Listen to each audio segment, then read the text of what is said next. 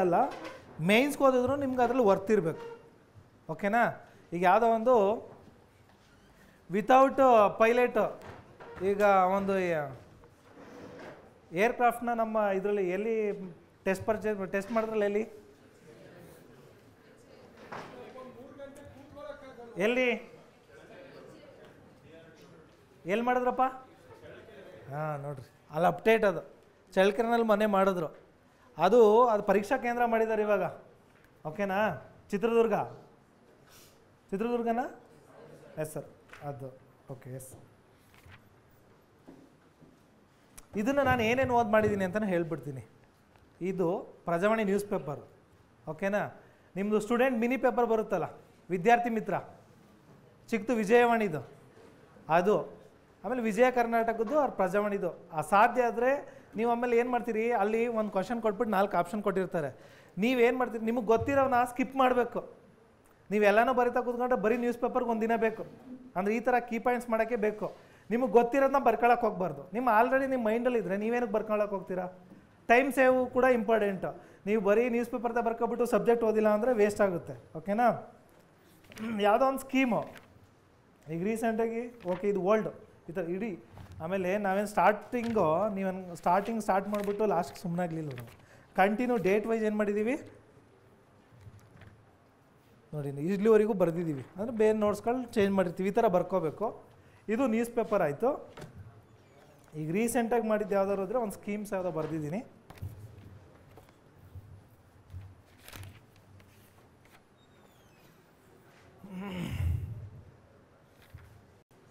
ಆ news paper ಓದಿದರೆ ಇದು ರೀಸೆಂಟು ಡಿಸೆಂಬರ್ 14 ಅನುಗ್ರಹ ಅನ್ನೋ ಸ್ಕೀಮು ಏನಕ್ಕೆ ಸಂಬಂಧಿಸಿದೆ? ವಾಕ್ಯ ಬೇಕಿಲ್ಲ. ಆಡು ಕುರಿ ಸತ್ತವ್ರು 5,000 ಕೊಡ್ತಾರೆ. ನಾವು ಮಾಡೋದೇನು ಹೇಳಿ, ಕಾಂಪಿಟೇಟಿವ್ ಎಕ್ಸಾಮ್ಸ್ಗೆ ಅಂದರೆ ವಾಕ್ಯ ಎಲ್ಲ ಬೇಕಾಗಿಲ್ಲ. ಇದು ಕರ್ನಾಟಕ ಸ್ಕೀಮ್. ಇದು ದನ ಕುರಿ ಏನಾದ್ರು ಕುರಿ ಮೇಕೆ ಸತ್ತೋದ್ರೆ ಯಾವಾಗ ಸತ್ತೋಗ್ತದೆ ಅಂತ ನಿಮ್ಗೆ ಗೊತ್ತು. ಪ್ರಕೃತಿ ವಿಕೋಪ ಆದಾಗ ಸತ್ತೋಗುತ್ತೆ, ಆಕ್ಸಿಡೆಂಟ್ ಆದಾಗ ಸತ್ತೋಗುತ್ತೆ. ಅದು ಸಿಡಿಲು ಇದೆಲ್ಲ ಹೊಡೆದಾಗ ಸತ್ತೋಗುತ್ತಲ್ವ, ಅದನ್ನೇ ಅವ್ರು ಹೇಳಿರ್ತಾರೆ. ಪ್ರಕೃತಿ ವಿಕೋಪದ ಸಂದರ್ಭದಲ್ಲಿ ಅಪಘಾತಗಳಲ್ಲಿ ಕುರಿ ಮತ್ತು ಮೇಕೆ ಸಾವನ್ನು ಪಟ್ಟರೆ ಅದಕ್ಕೆ 5,000 ಅಂತ ಹೇಳಿರ್ತಾರೆ. ನೀವು ಕಾಂಪಿಟೇಟಿವ್ ಎಕ್ಸಾಮ್ಸು ಅದು ನಿಮ್ಮ ಮೈಂಡಲ್ಲಿ ಇರಬೇಕು. ಬರೀಬೇಕಂದ್ರೆ ಮೇನ್ಸಿಗೆ ಬೇಕು. ನಿಮ್ಮ ಮೈಂಡಲ್ಲಿ ಟಿಕ್ ಮಾಡೋದಕ್ಕೆ ಏನು ಗೊತ್ತಿರಬೇಕು, ಕುರಿ ಆಡು ಸತ್ತೋದ್ರೆ 5,000 ಕೊಡ್ತಾರೆ. ಇದು ಕಾಂಪಿಟೇಟಿವ್ ಎಕ್ಸಾಮ್ಸ್ಗೆ ಓದೋದು. ಓಕೆನಾ? ಈಗ ರೀಸೆಂಟಾಗಿ ಸಿರಿಧಾನ್ಯಗಳ ಉತ್ಸವ ಎಲ್ಲಿ ನಡೀತು? ಇಂಡೋನೇಷ್ಯಾ. ಎಲ್ಲಿ ನಡೀತು? 2023 ಯಾವ ವರ್ಷ ಅಂತ ಘೋಷಣೆ ಮಾಡಲಾಗಿದೆ? ನಮ್ಮ ಬಜೆಟಲ್ಲಿ ಹೇಳಿದ್ರಲ್ಲ, ಸಿರಿಧಾನ್ಯಗಳ ವರ್ಷ. ಓಕೆ, ಅಲ್ಲಿ ನಿಮಗೆ ನೆಕ್ಸ್ಟು ಏನೋ ಸಿರಿಧಾನ್ಯದ ಬಗ್ಗೆ ಏನಾದ್ರು ಬರೆಯೋಕ್ಕೆ ಬಂತು ಅಂದ್ಕೊಳ್ಳಿ 5 ಮಾರ್ಕ್ಸ್ಗೆ, ಅಥವಾ ಏನೋ ಎಷ್ಟನೇ ಅತಿ ದೊಡ್ಡ ಉತ್ಪಾದಕ ದೇಶ, ಅದನ್ನ ಬೆಳೆಯೋದ್ರಲ್ಲಿ ನಾವೇ ಫಸ್ಟು. ಓಕೆನಾ? ಎಕ್ಸ್ಪೋರ್ಟ್ ಮಾಡೋದ್ರಲ್ಲಿ 5th ಪ್ಲೇಸ್ ನಮ್ಮದು. ಪಾಯಿಂಟ್ಸ್ ಮಾಡೋದು ಹೇಳ್ತಿದ್ದೀನಿ ನಿಮಗಷ್ಟು. ಓಕೆನಾ? ಈಗ ಬುಡಕಟ್ಟು ವಿಶ್ವವಿದ್ಯಾಲಯ ಎಲ್ಲಿದೆ ಪ್ರೆಸೆಂಟು ಭಾರತದಲ್ಲಿ? ಹೇಳಿ ಓದಿದವರು. ಆಲ್ರೆಡಿ ರಾಜಸ್ಥಾನದಲ್ಲಿದೆ. ಎಲ್ಲಿದೆ? ಈಗ ಪ್ರೆಸೆಂಟ್ ಎಲ್ಲಿ ಮಾಡಬೇಕಂತ ಇವಾಗ ಡಿಸ್ಕಷನ್ ಆಗಿದೆ. ಇದು ನ್ಯಾಷನಲ್ ಇಶ್ಯೂ. ಎಲ್ಲಿ ನೋಡಿ, ಹುಡುಗರು ಅಪ್ಡೇಟ್ಸ್ ಇದ್ದಾರೆ. ಎಲ್ಲಿ ಮಾಡಬೇಕಂತ? ತೆಲಂಗಾಣ. ಎಲ್ಲಿ ಮಾಡ್ಬೇಕಂತಿದ್ದಾರೆ? ಆದ್ರೂ ನೇಮ್ ಏನಪ್ಪ ಅಂದರೆ ಸಮ್ಮಕ್ಕ ಸಾರಕ್ಕ ಅಂತ. ಸಂಬರಕ್ಕ ಕಾರಕ್ಕ ಅಲ್ಲ, ಸಮ್ಮಕ್ಕ ಸಾರಕ್ಕ ಅಂತ ತೆಲುಗು ಭಾಷೆ. ಗೊತ್ತಾಯ್ತಾ? ಈಗ ಸಂಸತ್ ಮೇಲೆ ದಾಳಿ ಮಾಡಿದ್ರು ಸಾಗರ್ ಶರ್ಮಾ ಮತ್ತು ಮನೋರಂಜನ್. ಅವರನ್ನು ಯಾವ ಕಾಯ್ದೆ ಅಡಿ ಬಂಧಿಸಲಾಗಿದೆ? UAPA. ಏನದು? Unlawful activities and terrorism act. ಅದರಲ್ಲಿ ಬಂಧಿಸಿರೋದು. ಗೊತ್ತಾಯ್ತಾ? ಅಲ್ಲಿ ದೇಶದ್ರೋಹಿ ಅಂಡರ್ ಅಂತ ದೇಶದ್ರೋಹಿ ಅನ್ನೋದು ಆಪ್ಷನ್ ಇರಲ್ಲ. ಅಲ್ಲಿ ಏನಿರಲ್ಲ, ಅಲ್ಲಿ ಇರ್ತದೆ. ಈ ಯಾವ ಕಾಯ್ದೆ ಅಡಿ ಮನೋರಂಜನ್ ಮತ್ತು ಸಾಗರ್ ಶರ್ಮರನ್ನು ಬಂಧಿಸಲಾಗಿದೆ? POCSO act. ಆಯಿತಾ? UAPA act. ಮತ್ತು ಇನ್ನೊಂದು ಯಾವುದೋ ಎರಡೋ ಕೊಟ್ಟಿರ್ತಾರೆ. ಅಲ್ಲಿ ದೇಶದ್ರೋಹಿ ಅನ್ನೋದು ಇರೋದಿಲ್ಲ. ಓದಬೇಕು. ನಾನು ರಜಕ್ಕೆ ನೋಡ್ರಿ, ನಾವು ಮನೆಯಲ್ಲಿ ಕಳಿತಿದ್ವಿ. ನಾವೇನು ಮನೆಗೆ ಹೋಗ್ತಾ ಇರಲಿಲ್ಲ ಅಂತ ಹೇಳ್ತಿರ್ಲಿಲ್ಲ. ಶನಿವಾರ ಭಾನುವಾರ ರಜಾ ಬಂದಾಗ, ಹಬ್ಬ ದಿನಗಳು ಬಂದಾಗ ಮನೆಗೆ ಹೋಗ್ತಿದ್ವಿ. ಮತ್ತೆ ನಾವು ಎಷ್ಟೇ ದಿನ ಬಿಟ್ಕೊಂಡು ಬಂದರೂ ಅಷ್ಟು ನ್ಯೂಸ್ ಪೇಪರ್ನ ಮತ್ತೆ ಇಮಿಡಿಯೇಟ್ ಕವರ್ ಮಾಡ್ತಿದ್ವಿ ನಾವು. ಏನಕ್ಕೆ ಹೇಳಿ? ಆ ಅರ್ಜಿ ಇರ್ಬೇಕು ನಮ್ಮಲ್ಲಿ. ರೀಸನ್ಸು ಯಾರೂ ಕೇಳಲ್ಲ. ನೀವು ಗೆದ್ದರೆ ಮಾತ್ರ ಸ್ಟೇಜ್ ಮೇಲೆ ಕರೆದು ಏನಾದರೂ ಮಾತಾಡೋಕ್ಕೆ ಬಿಡ್ತಾರೆ, ಇಲ್ಲ ಅಂತ ಅಂದರೆ ಬಿಡಲ್ಲ. ಈಗ ಎಕ್ಸಾಂಪಲ್ ಇದೇ ಸ್ಟೇಜ್ ಮೇಲೆ ನನಗೊಂದು ಅನುಭವ ಆಗಿತ್ತು. ಏನು ಅನುಭವ? ಅದೇ ಹೇಳೋದು ನಾವು 2014 ನಾನು 16 ಇದೇ ಥರ ಕೋಚಿಂಗಲ್ಲಿದ್ದಾಗ ಒಂದು ಹುಡುಗಿದು ಕನ್ನಡ ಲಿಟ್ರೇಚರ್ ತಗೊಂಡಿರೋದು, ಅವ್ರದ್ದು ಮೇನ್ಸಿಂದ ಇಂಟರ್ವ್ಯೂ ಸೆಲೆಕ್ಟ್ ಆಗಿತ್ತು. ನಮ್ಮ ಟೈಮಲ್ಲಿ ಅದು ರಿಸಲ್ಟ್ ಬಿಟ್ಟರು. ನಾನು ಆ್ಯಕ್ಚುಲಿ ಅವಾಗ ಹುಡುಗರು ಕಾಂಪಿಟೇಟಿವ್ ಎಕ್ಸಾಮ್ಸ್ ಇರೋರು ಓದೋರು ಹೆಂಗಿರ್ಬೇಕಂದ್ರೆ ಲೋಡೆಡ್ ಗನ್ ಥರ ಇರಬೇಕು, ನಾಲೆಡ್ಜು. ಆಯಿತಾ? ದೊಡ್ಡಕ್ಕ ಎಲ್ಲ ಫಿಲಮ್ಗೆ, ಇಲ್ಗಲ್ಲ. ದೊಡ್ಡಮ್ಮ ಗೊತ್ತಾಯ್ತಾ? ದೊಡ್ಡಮ್ಮ. ಆವಾಗ ನನಗೇನಿತ್ತಂದರೆ ನಾನು ಚೆನ್ನಾಗಿ ಪ್ರಿಪೇರ್ ಆಗಿ ಅವಾಗ ಮೇನ್ಸು ನಾನು ಅಟೆಂಡ್ ಮಾಡಲಿಲ್ವಲ್ಲ, ಇದೇ ಸ್ಟೇಜ್ ಮೇಲೆ ನನಗೂ ಹೇಳಬೇಕು ಅಂತ ನನಗೆ ಆಸೆ ಇತ್ತು ಅವಾಗ. ಆದರೆ ಆ ಟೈಮಲ್ಲಿ ಸಕ್ಸಸ್ ಆಗಿದ್ದು ಯಾರೋ ಒಂದು ಹುಡುಗಿ, ಸರ್ರು ಆ ಹುಡುಗಿಗೆ ಆಪ್ಷನ್ ಕೊಟ್ಟರು. ಥ್ಯಾಂಕ್ಸ್ ಹೇಳ್ತೀನಿ. ಯಾಕೆ ಹೇಳಿ? ಅವತ್ತು ಬರೀ ನಾನು ಮಾತಾಡಿದರೆ ಮೇನ್ಸ್ ಸೆಲೆಕ್ಟ್ ಆಗಿಲ್ಲ, ಈ ಥರ ಪ್ರಾಬ್ಲಮ್ ಆಯ್ತು ಅಂತ ಕತೆ ಹೇಳ್ಬೇಕಾಯ್ತು. ಇವತ್ತು ಸಕ್ಸಸ್ಫುಲ್ ಸ್ಟೋರಿ ಹೇಳೋಕ್ಕೆ ಅವಕಾಶ ಕೊಟ್ಟಿರೋದಕ್ಕೆ ನೋಡಿ ಪಾಯಿಂಟ್ಸು. ಆಮೇಲೆ ಹೇಳಿದೆ ಇದು ಮತ್ತೆ ಇನ್ನೊಂದು ಹಿಂದಿಂದ ಕೇಳ್ಬೋದು ನಿಮಗೆ, ಹೆಂಗೆ ಕರೆಂಟ್ ಅಫೇರ್ಸ್ನ ಲಿಂಕ್ ಮಾಡ್ತಾನೆ ಅನ್ನೋದಕ್ಕೆ. 22 ವರ್ಷ ಆದಮೇಲೆ ಮತ್ತೆ ದಾಳಿ ಆಗಿದ್ದು ಸಂಸತ್ ಮೇಲೆ, ಹೌದಾ? ಆ ದಿನ ದಾಳಿಯಾಗಿದ್ದ ದಿನ ಯಾವುದು ಅಂತ ಕೇಳ್ಬೋದು. ನೀವು ಪಿ ಸಿನಲ್ಲಿ ಈಸಿಯಾಗಿ ಕೇಳ್ತಾರೆ. ಯಾವುದು? 2001 ಡಿಸೆಂಬರ್ 13. ಅದೇ ದಿನ 2001ರಲ್ಲಿ ದಾಳಿಯಾಗಿತ್ತು ಸಂಸತ್ ಮೇಲೆ. ಈ ಥರ ಪಾಯಿಂಟ್ಸ್ ಮಾಡೋದು. ನೀವೆಲ್ಲ ಏನು ಅನ್ಕೊಂಡಿರ್ತೀರ ಗೊತ್ತಾ? ಸಂಸತ್ ಮೇಲೆ ದಾಳಿ ಮಾಡಿದ್ದು ಯಾರು ಅಂತ ಕೇಳ್ಬೋದು. UAPA ಕೇಳೋದು KS ಕ್ವಶನ್ನು. ಇದಕ್ಕಿಂತ ಹಿಂದೆ 22 ವರ್ಷ ಹಿಂದೆ ನಡೆದಿತ್ತಲ್ಲ, ಆ ವರ್ಷ ಯಾವುದು? ಅಲ್ಲ ಸರ್, 22 ವರ್ಷ ಅಂತ ಕೇಳಲ್ಲ ಅವರು. ಈ ಹಿಂದೆ ಸಂಸತ್ ಮೇಲೆ ದಾಳಿಯಾಗಿದ್ದ ವರ್ಷ ಯಾವುದು ಅಂತ ಕೇಳ್ತಾರೆ. ಯಾವುದು? 2001. ಕೀ ಪಾಯಿಂಟ್ಸ್ ಮಾಡಿದ್ರೆ ಆನ್ಸರ್ ಸಿಗುತ್ತೆ ನಿಮಗೆ. ಇಂದಿರಾ ಗಾಂಧಿ ಶಾಂತಿ ಪ್ರಶಸ್ತಿ, ಓಕೆನಾ? ಡ್ಯಾನಿಯಲ್ ಬ್ಯಾರನ್ ಬೋಯಿಮ್ ಹಾಗೂ ಅಲಿ ಅಬು ಅನ್ನೋರು ಕೊಟ್ಟಿದ್ದಾರೆ. ಓಕೆ, ಏನು ಕೊಟ್ಟಿದ್ದಾರೆ ನೋಡಿ, ಯಾರು ಕೊಟ್ಟಿದ್ದಾರೆ ಅಂತ ಅನ್ನೋದ್ರು ಕೇಳ್ಬೋದು. ಇದು ಡೈರೆಕ್ಟ್ ಕ್ವಶನ್ನು. ಇವ್ರಿಗೆ ಇಂದಿರಾ ಗಾಂಧಿ ಪ್ರಶಸ್ತಿ ನೀಡಲು ಇವರ ಸಾಧನೆ ಅಂತ ಕೊಡ್ತಾರೆ. ಏನು ಕೊಟ್ಟಿದ್ದಾರೆ? ಇಸ್ರೇಲು ಮತ್ತು ಪ್ಯಾಲೆಸ್ತೈನ್ ನಡುವೆ ನಡೀತಿರೋ ಯುದ್ಧವನ್ನು ನಿಲ್ಲಿಸೋದಕ್ಕೆ ಇವ್ರೇನು ಮಾಡ್ತಿದ್ದಾರೆ? ಅವಿರತ ಶ್ರಮ ಹಾಕ್ತಿದ್ದಾರೆ. ಅದಕ್ಕೆ ಕೀ ಪಾಯಿಂಟ್ಸ್ ಮಾಡಿದ್ರೆ ನಿಮ್ಗೆ ಏನಾಗ್ತದೆ? ಯಾರಾದರೂ ಕೇಳಿ, ಏನು ಕ್ವಶನ್ ಆದರೂ ಕೇಳಿ, ಆನ್ಸರ್ಸ್ ಏನಿರ್ತದೆ ನಿಮಗೆ ರೆಡಿ ಇರುತ್ತೆ. ತಾನ್ಸೇನ್ ಪ್ರಶಸ್ತಿ, ತಾನ್ಸೇನ್ ಪುರಸ್ಕಾರ ಏನು ಕೇಳ್ತಾರೆ ವಿಶೇಷವಾಗಿ ಅಂದರೆ, ಈ ಸರಿ ಬಂದಿರೋದು ಯಾವ ರಾಜ್ಯದ ವ್ಯಕ್ತಿಗೆ, ಯಾವ ಜಿಲ್ಲೆ?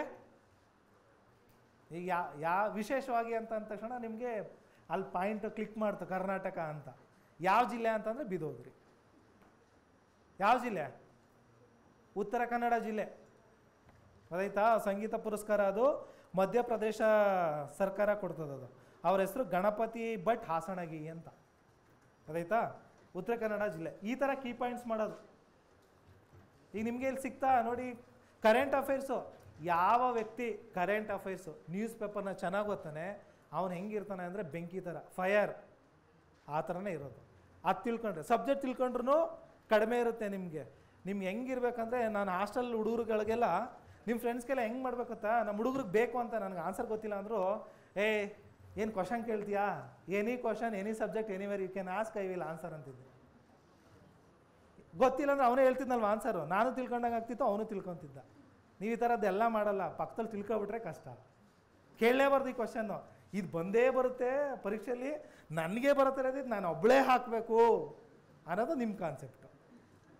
ತಪ್ಪು, ಅದನ್ನು ಬಿಡಿ. ಓಕೆನಾ?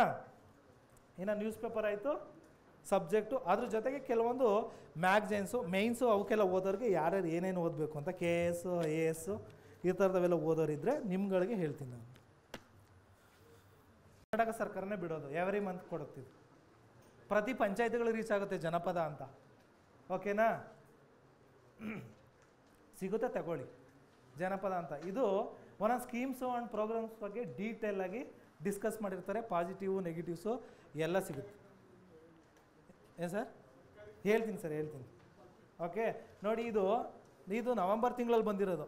ನೀವು ನವಂಬರ್ ತಿಂಗಳು ಮ್ಯಾಗ್ಝೈನು ನ್ಯೂಸ್ ಪೇಪರು ಇಂಪಾರ್ಟೆಂಟ್ಲಿ ಓದಲೇಬೇಕು. ಇದು definite question in mains and prelims also. ಯಾಕೆ?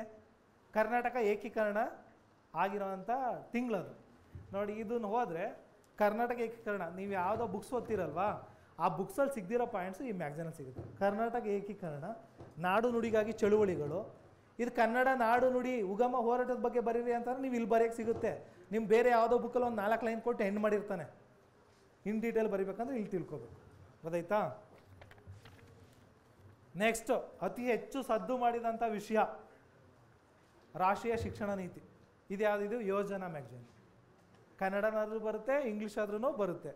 ಯಾರು ಯಾವ ಇದರಲ್ಲಿ ಗ್ರಿಪ್ ಇದ್ದೀರಾ ಅದರಲ್ಲಿ ಮೆನ್ಷನ್ ಮಾಡ್ಬೋದು. ರಾಷ್ಟ್ರೀಯ ಶಿಕ್ಷಣ ನೀತಿ ಇದು ಪ್ರಬಂಧಕ್ಕೆ ನಿಮಗೆ ಗೊತ್ತಿರಲಿ. ನೆಕ್ಸ್ಟು ಡೀಟೇಲಾಗಿ ಬಂದಾಗ ಹೇಳ್ತೀನಿ. KS or IAS ಅಲ್ಲಿ ಫಸ್ಟ್ ಪೇಪರ್ ಬಂದ್ಬಿಟ್ಟು ಎಸ್ಸೆ. ಗೊತ್ತಲ್ವಾ? ಪ್ರಬಂಧ. ನೀವಿಲ್ಲಿ ಸ್ಕೂಲ್ ಟೈಮಲ್ಲಿ ಕಾಲೇಜ್ ಟೈಮಲ್ಲಿ ಬರಿತಿದ್ರಲ್ಲ, ಪ್ರಕೃತಿ ಮೇಲೆ 4 ಚಿಟ್ಟೆಗಳು ಅಂತ ಬರೀರಿ ಅಂದರೆ ಒಂದು ಪೇಜ್ ಬರೆದ್ಬಿಟ್ಟು ಜೈ ಅನ್ನಿಸ್ತಿದ್ರಲ್ಲ. 125 ಮಾರ್ಕ್ಸ್ಗೆ ಒಂದು ಪ್ರಬಂಧ. ಎಷ್ಟು ಮಾರ್ಕ್ಸ್ಗೆ?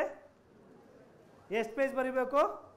Minimum 15 page. ಎಷ್ಟು ಮಿನಿಮಮ್? ನನಗೂ ಫಸ್ಟ್ ಟೈಮ್ ಕೇಳಿದಾಗ ಯಾವ ಹುಚ್ಚನ ಇದಿಟ್ಟಿದ್ದು. ಪ್ರಬಂಧ ಕೊಟ್ಟಾಗ ನಮಗೆ ಬರೀ 1 ಪೇಜ್ ಬರೆಯೋಕ್ಕೆ ಮತ್ತೆ ಏನೇನೋ ಹುಡುಕಿ ಕತೆ ಬರೆಯೋವು. 15 ಪೇಜ್ ಕೊಟ್ಟವನಲ್ಲ, ಏನು ಬರೆಯೋದು ಅಂತ ಪ್ರಶ್ನೆ ಇತ್ತು. ನಾನು ಫಸ್ಟ್ ಪ್ರಬಂಧಕ್ಕೆ 20 ಪೇಜ್ ಬರೆದಿದ್ದೆ. ಎಷ್ಟು ಬರೆದಿದೆ? 20 ಪೇಜ್ ಬರೆದಿದೆ. ಸೆಕೆಂಡ್ ಪ್ರಬಂಧಕ್ಕೆ ಟೈಮು ಶಾರ್ಟೇಜು 3 hours ಸಾಲಲ್ಲ, ಒಂದು 14 ಪೇಜ್ ಬರೆದಿದ್ದೆ.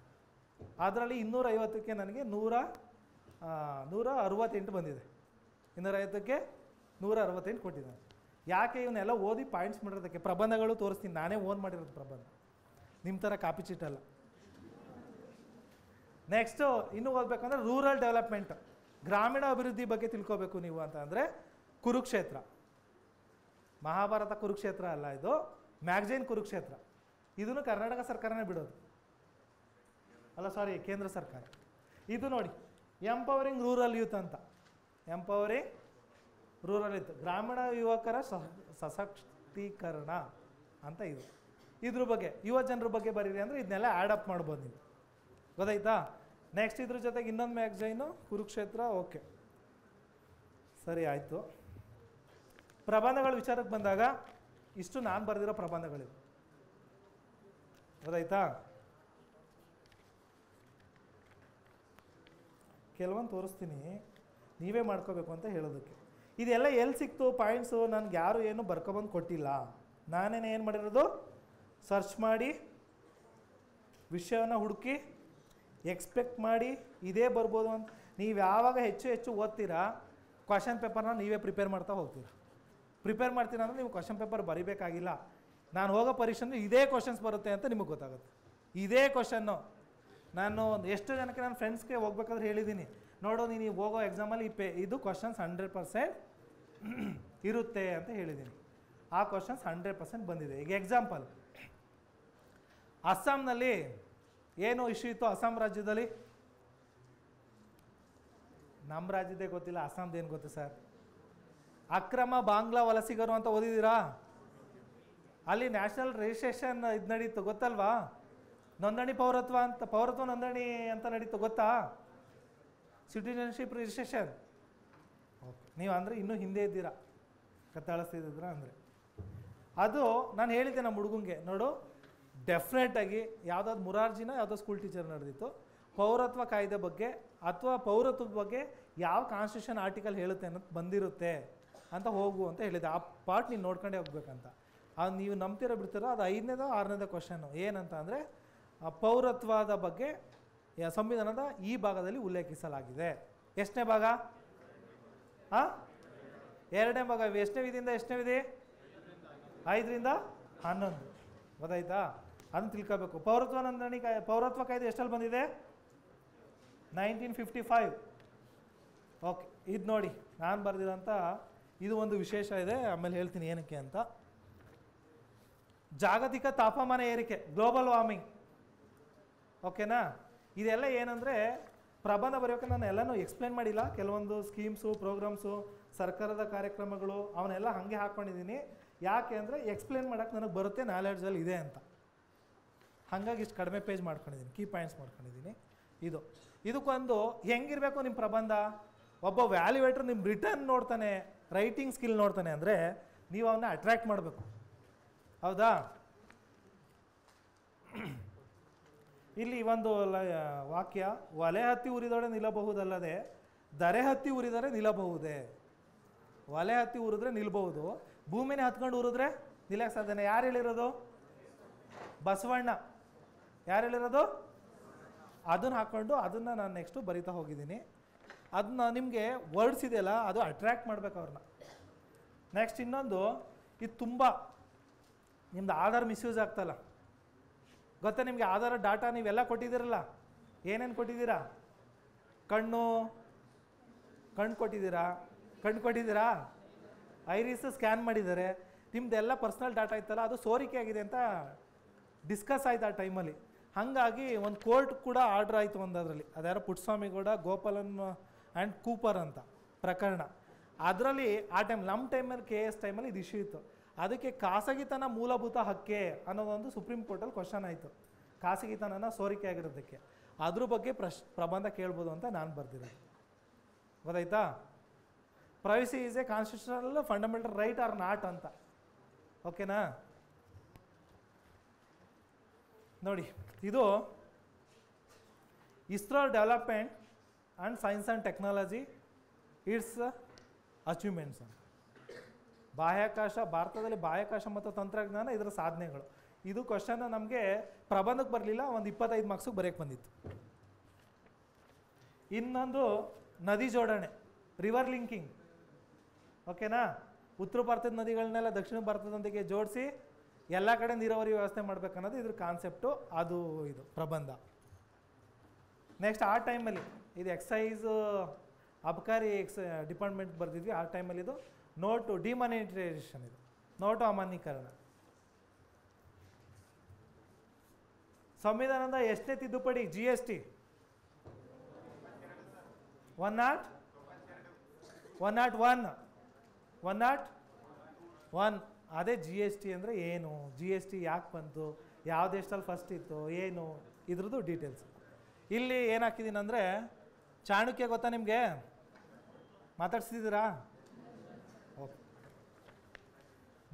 ಈಗ ಟ್ಯಾಕ್ಸ್ ಅಂದರೆ ಹೆಂಗೆ ಕಲೆಕ್ಟ್ ಮಾಡಬೇಕು ಅಂತ ಚಾಣಕ್ಯ ಹೇಳಿದ್ದಾನೆ. ದುಂಬಿ ಹೂವಿನ ಮೇಲೆ ಕುಳ್ಕೊಬಿಟ್ಟು ಯಾವ ಥರ ಮಕರಂದನ ಹೀರುತ್ತೋ ಆ ಥರ ನಾವು ಜನರಿಂದ ಟ್ಯಾಕ್ಸ್ ಕಲೆಕ್ಟ್ ಮಾಡಬೇಕು ಅಂತ ಆ ಮಾತು ಹೇಳಿದ್ದಾನೆ. ಇದನ್ನು ಹಾಕಿದ್ರೆ ಅವ್ನಿಗೆ ಈಸಿಯಾಗಿ ಅರ್ಥ. ವ್ಯಾಲ್ಯೂಯೇಟ್ರಿಗೆ ಏನೋ ಹುಡುಗಂಗೆ ಗೊತ್ತು, ತಲೆಯಲ್ಲಿ ಜೊಳ್ಳಿಲ್ಲ, ಏನೋ ಕ್ವಾಲಿಟಿ ಇದೆ ಅಂತ ಚೆಕ್ ಮಾಡ್ತಾನೆ. ನೀವು ಇಲ್ಲ ಟ್ಯಾಕ್ಸ ಅವ್ನು ಒದ್ದರು ಕಿತ್ಕೊಬರ್ಬೇಕು ಅಂದರೆ ಇವನು ಒದ್ದ ಆಚೆ ಹಾಕು ಅಂತಾರೆ ಅಷ್ಟೆ. ಇದು ನೆಕ್ಸ್ಟು, ರೈತರ ಆದಾಯ ಡಬಲ್ ಟ್ಯಾಕ್ಸ್ ಸಿಸ್ಟಮ್ ಮಾಡಬೇಕಂತಿತ್ತು. ರೈತರ ಆದಾಯವನ್ನು ಏನು ಮಾಡ್ಬೇಕಂತಿದ್ರು? ದ್ವಿಗುಣಗೊಳಿಸ್ಬೇಕು. ಅವ್ರು 10,000 ಲಾಭ ತಗೋತಿದ್ರೆ ಒಂದು ವರ್ಷಕ್ಕೆ ಅವ್ರಿಗೆ ಎಷ್ಟು ಸಿಗೋ ಥರ ಮಾಡಬೇಕು ಹೇಳಿ? ಡಬಲ್ ಮಾಡಬೇಕಂತ. ಅದಕ್ಕೆ ಸ್ಕೀಮ್ಸ್ ಎಲ್ಲ ಇದೆ ನೋಡಿ, ಏನೇನು ಸ್ಕೀಮ್ಸ್ ಕೊಡಬೇಕು. ಪ್ರಧಾನಮಂತ್ರಿ ಕೃಷಿ ಸಿಂಚಾಯಿ ಯೋಜನೆ ಗೊತ್ತಲ್ಲ, ಹನಿ ನೀರಾವರಿ ವ್ಯವಸ್ಥೆ. ನೆಕ್ಸ್ಟು ಪರಂಪರಾಗತ ವಿಕಾಸ್ ಯೋಜನಾ. ನೆಕ್ಸ್ಟು ವಿದ್ಯುನ್ಮಾನ ಕೃಷಿ ಮಾರುಕಟ್ಟೆ, ಈ ನ್ಯಾಮ ಅಂತ ಒಂದು ತಂದಿದ್ರು, ಎಲ್ಲನೂ ಕನೆಕ್ಟ್ ಮಾಡಬೇಕು ಮಾರ್ಕೆಟ್ಸ್ನ ಅಂತ. ಆಮೇಲೆ ಬಿತ್ತನೆ ಬೀಜ, ಸಾವಯವ ಕೃಷಿ, ಈ ಥರದ್ದೆಲ್ಲ ತಂದಿದ್ರು. ಆ ಸ್ಕೀಮ್ಸ್ ಎಲ್ಲ ಇಲ್ಲಿದೆ. ಇನ್ನೊಂದು, ನಾನು ಬೆಂಗಳೂರಲ್ಲಿದ್ದಾಗ ತುಂಬ ಆ ಟೈಮಲ್ಲಿ ಡಿಸ್ಕಸ್ ಆಗ್ತಿತ್ತು ಒಂದು ವಿಷಯ, ನಿಮಗೆ ಗೊತ್ತೋ ಇಲ್ಲ ಗೊತ್ತಿಲ್ಲ, RCEP ಅಂತ. ಎಷ್ಟು ಜನ ಕೇಳಿದಿರಿ? ರೀಜನಲ್ ಕಾಂಪ್ರಹೆನ್ಸಿವ್ ಎಕನಾಮಿಕ್ ಪಾರ್ಟ್ನರ್ಶಿಪ್ ಅಂತ, ಪ್ರಾದೇಶಿಕ ಸಮಗ್ರ ಆರ್ಥಿಕ ಸಹಭಾಗಿತ್ವ ಒಪ್ಪಂದ ಅಂತ. ಇದು ತುಂಬ ಇಶ್ಯೂ ಇತ್ತು ಆ ಟೈಮಲ್ಲಿ. ನೀವು ನಂಬ್ತೀರೋ ಬಿಡ್ತೀರೋ ನನಗೆ ಗೊತ್ತಿಲ್ಲ, ಇದನ್ನು ಪ್ರಬಂಧ ಬರೆದೆ, ತುಂಬ ಚೆನ್ನಾಗಿ ನೀಟಾಗಿದೆ ಅಂತ. ಇದೆಲ್ಲ ಯಾಕೆ ಗೊತ್ತಾಯ್ತಂದರೆ, ನಾನು ಬರೆದಾದ್ಮೇಲೆ ಅದು ನಾನು ಈ ಸೋಮವಾರ ಬರೆದಿದ್ದೆ, ಭಾನುವಾರ ಒಂದು PSI ಎಕ್ಸಾಮ್ ನಡೀತದೆ, ಇದೇ ಪ್ರಬಂಧ ಕೇಳಿದ್ರು ಫಸ್ಟ್ ಪ್ರಬಂಧ. ಇದು ಗ್ರೂಪಲ್ಲೆಲ್ಲ ಹೋಗಿತ್ತು. ನೀವು ನಂಬ್ತೀರೋ ಬಿಡ್ತೀರೋ ನಮ್ಮ ಸಾಧನೆನ ಯಾರು ಎಲ್ಲಾದರೂ ಗುರುತಿಸ್ತಾರೆ ಅನ್ನೋದಕ್ಕೆ ನಮ್ಮ ಗುಣ ಏನಾದ್ರು ಇದ್ದರೆ. ನಾನು ಬೆಂಗಳೂರಲ್ಲಿದ್ದಾಗ FDAದಾಗ ಬರೆದಿದ್ದು, ವಿಜಯನಗರ ಪಾರ್ಕಲ್ಲಿ ಈ ಎಕ್ಸಾಮ್ನ ಚೆನ್ನಾಗಿ ಅಟೆಂಡ್ ಮಾಡಿದಂಥ ಹುಡುಗರು ನನಗೆ ಫೋನ್ ಮಾಡ್ಕೊಂಬಂದು, ಇಲ್ಲಿ ಫೋನ್ ನಂಬರ್ ಹಾಕಿದ್ದೆ, ಪಾರ್ಕಲ್ಲಿ ಬಂದು ಹಾನರ್ ಮಾಡೋಗಿದ್ರು. ಆಮೇಲೆ ಯಾವುದೋ ಇನ್ಸ್ಟಿಟ್ಯೂಟವ್ರು ಕಾಲ್ ಮಾಡಿದ್ರು ನನಗೆ, ಸರ್ ಪ್ರಬಂಧ ಬರ್ಕೊಡಿ, ಒಂದು ಪ್ರಬಂಧಕ್ಕೆ 10,000 ಕೊಡ್ತೀವಿ ಅಂತ. ಆದರೆ ಬೆಂಗಳೂರು ಬಿಟ್ಟು ಬಂದ್ವಿ. ಓಕೆನಾ? ಈ ಥರ ನಾವೇ ಮಾಡ್ಕೋಬೇಕು ಅಂತ. ಇದನ್ನೆಲ್ಲ ನಿಮಗೆ ತೋರಿಸ್ತಾ ಇರೋದು ಏನಕ್ಕೆ ಅಂದರೆ, ನೀವು ಬರೀರಿ ಅಂತ. ಈಗ ಆಚೆ ಬಂದ್ಬಿಟ್ಟು ನಂಗೊಂದು ಜೆರಾಕ್ಸ್ ಕೊಡಿ ಸರ್ ಅನ್ನೋದಲ್ಲ, ಇದೇ ತಾನೇ ಮಾಡೋದು. ಇವಾಗ ಸುಮ್ಮನೆ ಕೂತಿರ್ತೀರಾ, ಸರ್ ಹೆಂಗೆ ಬರ್ದಿದ್ದೀರಾ ಅಂತನಾದರೂ ನೋಡ್ಕೊಳಕ್ಕಾದ್ರೂ ಒಂದು ಜೆರಾಕ್ಸ್ ಕೊಡಿ ಸರ್ ಅಂತ ಆಚೆ ಬಂದು ಕೇಳ್ತೀರಾ. ಓಕೆ, ಇದನ್ನೆಲ್ಲ ಬಿಡಬೇಕು. ಪ್ರಬಂಧ ಆಯಿತು. ಇದು ಸಬ್ಜೆಕ್ಟ್ಸ್. ಪೆನ್ ಎಲ್ಲೋಯ್ತು? ಎಸ್, ಹೇಳ್ತೀನಿ. ಹೇಳಮ್ಮ ಪ್ಲೀಸ್, ಹೇಳಿ. ಕೊಡ್ತೀನಿ, ನಾನೇ ಹೇಳ್ತೀನಿ ಹೆಂಗೆ ಮಾಡ್ಬೇಕಂತ. ಕೇಳಿದ್ದು ಒಳ್ಳೇದಾಯ್ತು. ನೀವೆಲ್ಲ ಆ ಹುಡುಗಿಗೆ ಥ್ಯಾಂಕ್ಸ್ ಹೇಳ್ಬೇಕು. ಏನಮ್ಮ ನಿನ್ನ ಹೆಸರು? ಓಕೆ, ಮೇಘನ, ಗುಡ್ ಕ್ವಶನ್. ನಾನೇ ಹೇಳ್ಬಿಡ್ತೀನಿ ನಿಮ್ಗೆ ಹೆಂಗೆ ಮಾಡ್ಬೇಕಂತ. 20 ಪೇಜ್ ಹೆಂಗೆ ಬರ್ದೆ ಅಂತ ನಿಮ್ಗೆ ಹೇಳ್ತೀನಿ. ಇದು ಎಲ್ರಿಗೂ ಉಪಯೋಗ ಆಗಲಿ ಅಂತ ನಾನು ಹೇಳ್ತಿರೋದು. PSI ಆಗಲಿ ಏನಾಗಲಿ, ಏನೋ ಒಂದು ಕೇಳಿದಾಗ ನಾವು ಪ್ರಭಾ ಅಂದ ತಕ್ಷಣ ಏನು ಮಾಡ್ತೀವಿ ಗೊತ್ತಾ, ನಮ್ಮ ಕಾನ್ಸೆಪ್ಟಲ್ಲಿ ಹೇಳ್ಬಿಡ್ತೀನಿ. ಈಗ ರೀಸೆಂಟ್ ಇಶ್ಯೂ ಯಾವುದು? ಏನಿ ರೀಸೆಂಟ್ ಇಶ್ಯೂ? ಏನಾದರೂ ಓದಿರೋ ಅಂಥದ್ದು ಯಾರಾದರೂ? ಏನಮ್ಮ? ಪಾರ್ಲಿಮೆಂಟ್? ಏನಮ್ಮ? ಅಲ್ಲ, ಇಲ್ಲಿ ಕೇಳ್ತೀನಿ ಯಾವುದು. ಇಲ್ಲಿ ಯಾರು ಹೇಳ್ತಿದ್ರೆ ಕೇಳಿ, 2-3 ಸಬ್ಜೆಕ್ಟ್ ಹೇಳಿ. ಯಾರು ಹೇಳಿದ್ರು ಬೇರೆ? 370, good. Okay okay okay okay Nari Shakti. Okay, ಒಂದು ನಾರಿ ಶಕ್ತಿ, ಇನ್ನೊಂದು 370. ಓಕೆನಾ? ಸದ್ಯಕ್ಕೆ ನಾನು ಇವೆರಡು ತಗೋತೀನಿ. ನನಗೆ ಗೊತ್ತಿರಬೇಕಲ್ಲ. ನಾರಿ ಶಕ್ತಿ ಮತ್ತು 370. ನೀವೇನು ಪ್ರಬಂಧ ಕೇಳಿದ ತಕ್ಷಣ ನೀವೇನು ಮಾಡ್ತೀರಾ ಅಂತ ಹೇಳ್ಬಿಡ್ಲ, ನಾನು ಮೊದಲೇ ಅದೇ ಮಾಡ್ತಿದ್ದೆ. 370 ಅಂದ ತಕ್ಷಣ ಡೈರೆಕ್ಟು 370 ಏನು ಹೇಳುತ್ತೆ ಹೇಳ್ಬಿಡ್ತೀವಿ. ಹಂಗಾದ್ರೆ ಅದು ಒಂದೇ ಪೇಜು ಮುಗಿಯೋದು. ಹೌದಾ? ಫಸ್ಟು ನಿಮ್ಮದು ಒಂದು ಲಾಸ್ಟು ವೇಸ್ಟ್ ಪೇಜ್ ಅಂತ ಕೊಟ್ಟಿರ್ತಾರಲ್ಲ, ಏನು ಬರ್ದೇ ಇದ್ರೆ ಕೊನೆಗೆ ಚುಕ್ಕಿ ಆಟ ಆಡೋಕ್ಕೆ. ಹೌದಾನೆ? ನಿಜನಾ ಸುಳ್ಳ? ಮುಗಿಸಿರ್ತೀವಿ ಒಂದು 80 ಕ್ವಶನ್ನು, ಇನ್ನು 20 ಯಾವ ಕಾರಣಕ್ಕೂ ಗೊತ್ತಾಗ್ತಾ ಇರೋದಿಲ್ಲ. ಬುಡಾರ್ತೆಗೆ ಚುಕ್ಕಿ ಆಟ ಆಡೋಣ, ABC, ಇನ್ನು ನಮ್ಮ ಹೆಸ್ರಲ್ಲಿ ಹಾಕ್ತೀವಿ, ಈ ಥರ ಇರುತ್ತೆ. ನೆಕ್ಸ್ಟ್ ಕ್ವಶನ್ ಪೇಪರು ಇದೆ. ಟೈಮ್ ಬೇಗನೆ ಟ್ರೈ ಮಾಡ್ತೀನಿ ನಿಮ್ಗೆ ಸಾಧ್ಯವಾದಷ್ಟು. ಇನ್ನು 1 hour ಇದೆ. ಈಗ ಎಕ್ಸಾಂಪಲ್ಲು, ನಾನು ನಾರಿ ಶಕ್ತಿ ತೊಗೊಂಡಿದ್ದೀನಿ. ಈಗ ನಾರಿ ಶಕ್ತಿ ಯಾರ್ಯಾರು ಓದಿದ್ದೀರಾ, ಅದ್ರ ಬಗ್ಗೆ ಏನಾದ್ರು ಕಾನ್ಸೆಪ್ಟ್ ಕೊಡ್ತಿದ್ರೆ ನೀವು ಹೇಳಿ ನನಗೆ. ಕೀ ಹಿಂಟ್ಸ್ ಹೇಳಿ, ಪ್ರಬಂಧ ಬರೆಯೋದು ಹೆಂಗೆ ಅಂತ ಹೇಳ್ತೀನಿ. ನಾರಿ ಶಕ್ತಿ ಅಂದರೆ ಏನಮ್ಮ? ಇವಾಗ ನಾರಿ ಶಕ್ತಿ ನಮ್ಮ ಜನವರಿ 26ಕ್ಕೆ ಇದು ಮಾಡಿದ್ರಲ್ಲ ಅದಾ, ಅಥವಾ 33% ರಿಸರ್ವೇಷನ್ ಕೊಡ್ತಿದ್ರಲ್ಲ ಅದಾ? Okay okay. ಈಗ ನಾವು ನಾರಿ ಶಕ್ತಿ ಅಂತಂದಾಗ ನಿಮಗೆ ಗೊತ್ತು ಮಹಿಳೆಯರ ಬಗ್ಗೆ ಅಂತ. ನೀವೇನು ಬರಿತೀರಿ ಇವಾಗ? ಫಸ್ಟು ನೀವೇನು ಮಾಡ್ತೀರಾ ಅಂದರೆ ಪೀಠಿಗೆ ಹಾಕೋತೀರಿ. ಫಸ್ಟು ನೀವು ಮಾಡೋ ಕ್ರಮ ಮತ್ತು ನಾನು ಮಾಡೋದು ಹೇಳ್ತೀನಿ. ಪೀಠಿಕೆ ಒಂದು, ಈ ಪೀಠಿಕೆ ಅಂತ ಹಾಕ್ತೀರಾ. ಇಲ್ಲಿ ಬೆಳವಣಿಗೆ ಒಂದಿರುತ್ತೆ ಮತ್ತು ಕನ್ಕ್ಲೂಷನ್ ಇರುತ್ತೆ. ಓಕೆನಾ? ಇಷ್ಟು ಮಾಡ್ಕೋತೀವಿ ನಾವು ಇದಕ್ಕೆ ಯಾವುದೇ ಸ್ಕೆಚ್ ಮಾಡ್ಕೊಳಕ್ಕೆ ಹೋಗಲ್ಲ, ಪ್ರೀ ಪ್ಲಾನ್ ಮಾಡ್ಕೊಳಕ್ಕೆ ಹೋಗಲ್ಲ, ಡೈರೆಕ್ಟಾಗಿ ಎಂಟರ್ ಆಗ್ತೀವಿ ಪ್ರಬಂಧಕ್ಕೆ. ಇದು ತಪ್ಪು. ಇದೇನಿದು ತಪ್ಪು. ಹೇಳಿದ್ನಲ್ಲ, ಇಲ್ಲಿ ನಿಮ್ಮ ಚುಕ್ಕಿ ಆಟ ಪ್ಲೇಸಿಗೆ ಬನ್ನಿ. ಫಸ್ಟ್ ಏನಾಗ್ತೀರಿ? ಒಂದು ಕೋಟ್, ತೊಟ್ಟಿಲನ್ನು ತೂಗುವ ಕೈ ಜಗತ್ತನ್ನು ಆಳಬಲ್ಲದು ಹಾಕ್ತೀರಾ? ಇದು ಎಲ್ಲರೂ ಹಾಕ್ತೀರಿ. ತೊಟ್ಲು ಅವರು ತೂಗ್ತಾರೆ, ನೀವು ತೂಗ್ತೀರಿ. ಬಿಡ್ಬೇಕಿದ್ನ, ಡಿಫ್ರೆಂಟ್ ಹುಡುಕ್ಬೇಕು ನೀವು. ಈಗ 500 ಜನದಲ್ಲಿ ಎಲ್ಲ ಜಗತ್ತನ್ನು ತೂಗಿ ತೊಟ್ಲು ತೂಗ್ರೆ ಅವ್ರ ಮನೆಗೆ ಹತ್ರ ವ್ಯಾಲ್ಯೂಯೇಷನ್ ಮಾಡೋರು. ಬೇರೆದು ಹಾಕ್ಬೇಕು. ಡಿಫ್ರೆಂಟ್ ಏನಾದಿದ್ರೆ ಹೇಳಿ. ಹುಡುಗಿ ಇದು ಲೇಡೀಸ್ ಬಗ್ಗೆ ಹೇಳ? ನೀವು ಹೇಳಲ್ಲ? ಹೇಳ್ರಿ. ಯಾರು ಹೇಳ್ತೀನಿ ಅಂದ್ರೆ ಹೇಳ್ರಿ. Okay, good. ಅದನ್ನು ನೀವು ಮಧ್ಯೆ ಬರಿಬೇಕಾದ್ರೆ ಸೇರಿಸ್ಕೊಳ್ಳಿ. ಯಾರಪ್ಪ ವಚನಗಳಲ್ಲಿ ಹೇಳ್ರೋ? ಹೆಣ್ಣು ಹೆಣ್ಣೆಂದೇಕೆ ಬೀಳುಗಾಳುವಿರಿ, ಕಣ್ಣು ಕಾಣದ ಗಾವಿಲರೇ. ನಾನು ಕನ್ನಡ ಲಿಟ್ರೇಚರ್ ಸ್ಟೂಡೆಂಟ್ ಅಂತೂ ಅಲ್ಲ, ಪ್ರಬಂಧಕ್ಕೆ ಬೇಕು ಅದಕ್ಕೆ ಇಟ್ಕೊಂಡಿದ್ದೀನಿ. ಡಿಫ್ರೆಂಟ್ ಆಯ್ತಾ?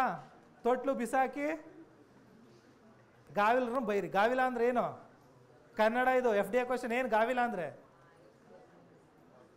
ಏನು? ದಡ್ರು ಅಂತ ಕಣ್ರಿ. ಓಕೆ, ಏನೋ ಒಂದು ಕೋಟ್ ಹಾಕೊಂಡ್ರಿ. ನೆಕ್ಸ್ಟ್ ಏನು ಬರೀತೀರಿ? ವೇದಗಳ ಕಾಲದಲ್ಲಿ ಸ್ತ್ರೀಯರು.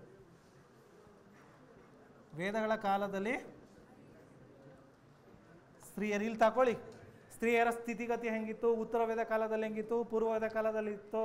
ಘೋಷ, ಅಪಲ, ವಿಶ್ವವರ, ಗಾರ್ಗಿ, ಮೈತ್ರೇಯಿ ಅವ್ರು ಯಾರು ಬರ್ತಾರೋ ಅವ್ರನ್ನೆಲ್ಲ ತಗೊಂಡು ಹಾಕ್ಕೊಳ್ಳಿ. ಈ ಎಕ್ಸ್ಪೆಂಡ್ ಮಾಡೋದು ನಿಮ್ಮ ಜವಾಬ್ದಾರಿ, ನಾನು ಈ ಸ್ಕೆಚ್ ಹೇಳ್ತಿರೋದು ನಿಮಗೆ. ಓಕೆನಾ? ವೇದಗಳ ಕಾಲ ಆಯಿತು.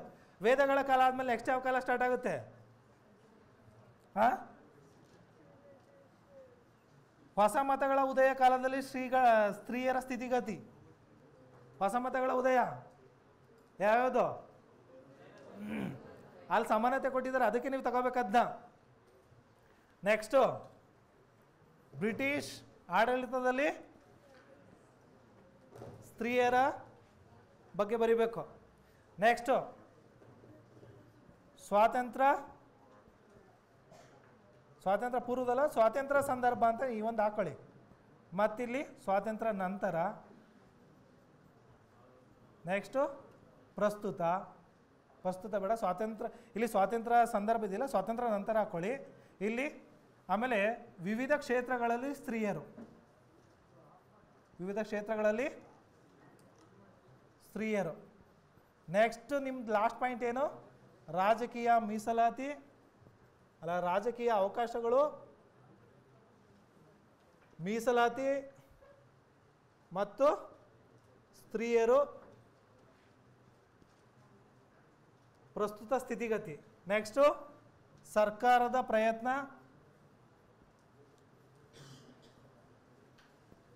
ಸರ್ಕಾರದ ಕಾರ್ಯಕ್ರಮಗಳು ಅವ್ರನ್ನ ಮುಖ್ಯ ವೇದಿಕೆಗೆ ತರೋದಕ್ಕೆ. ಇಷ್ಟ ಆಯ್ತಾ? ಸರ್ಕಾರದಾಯಿತು.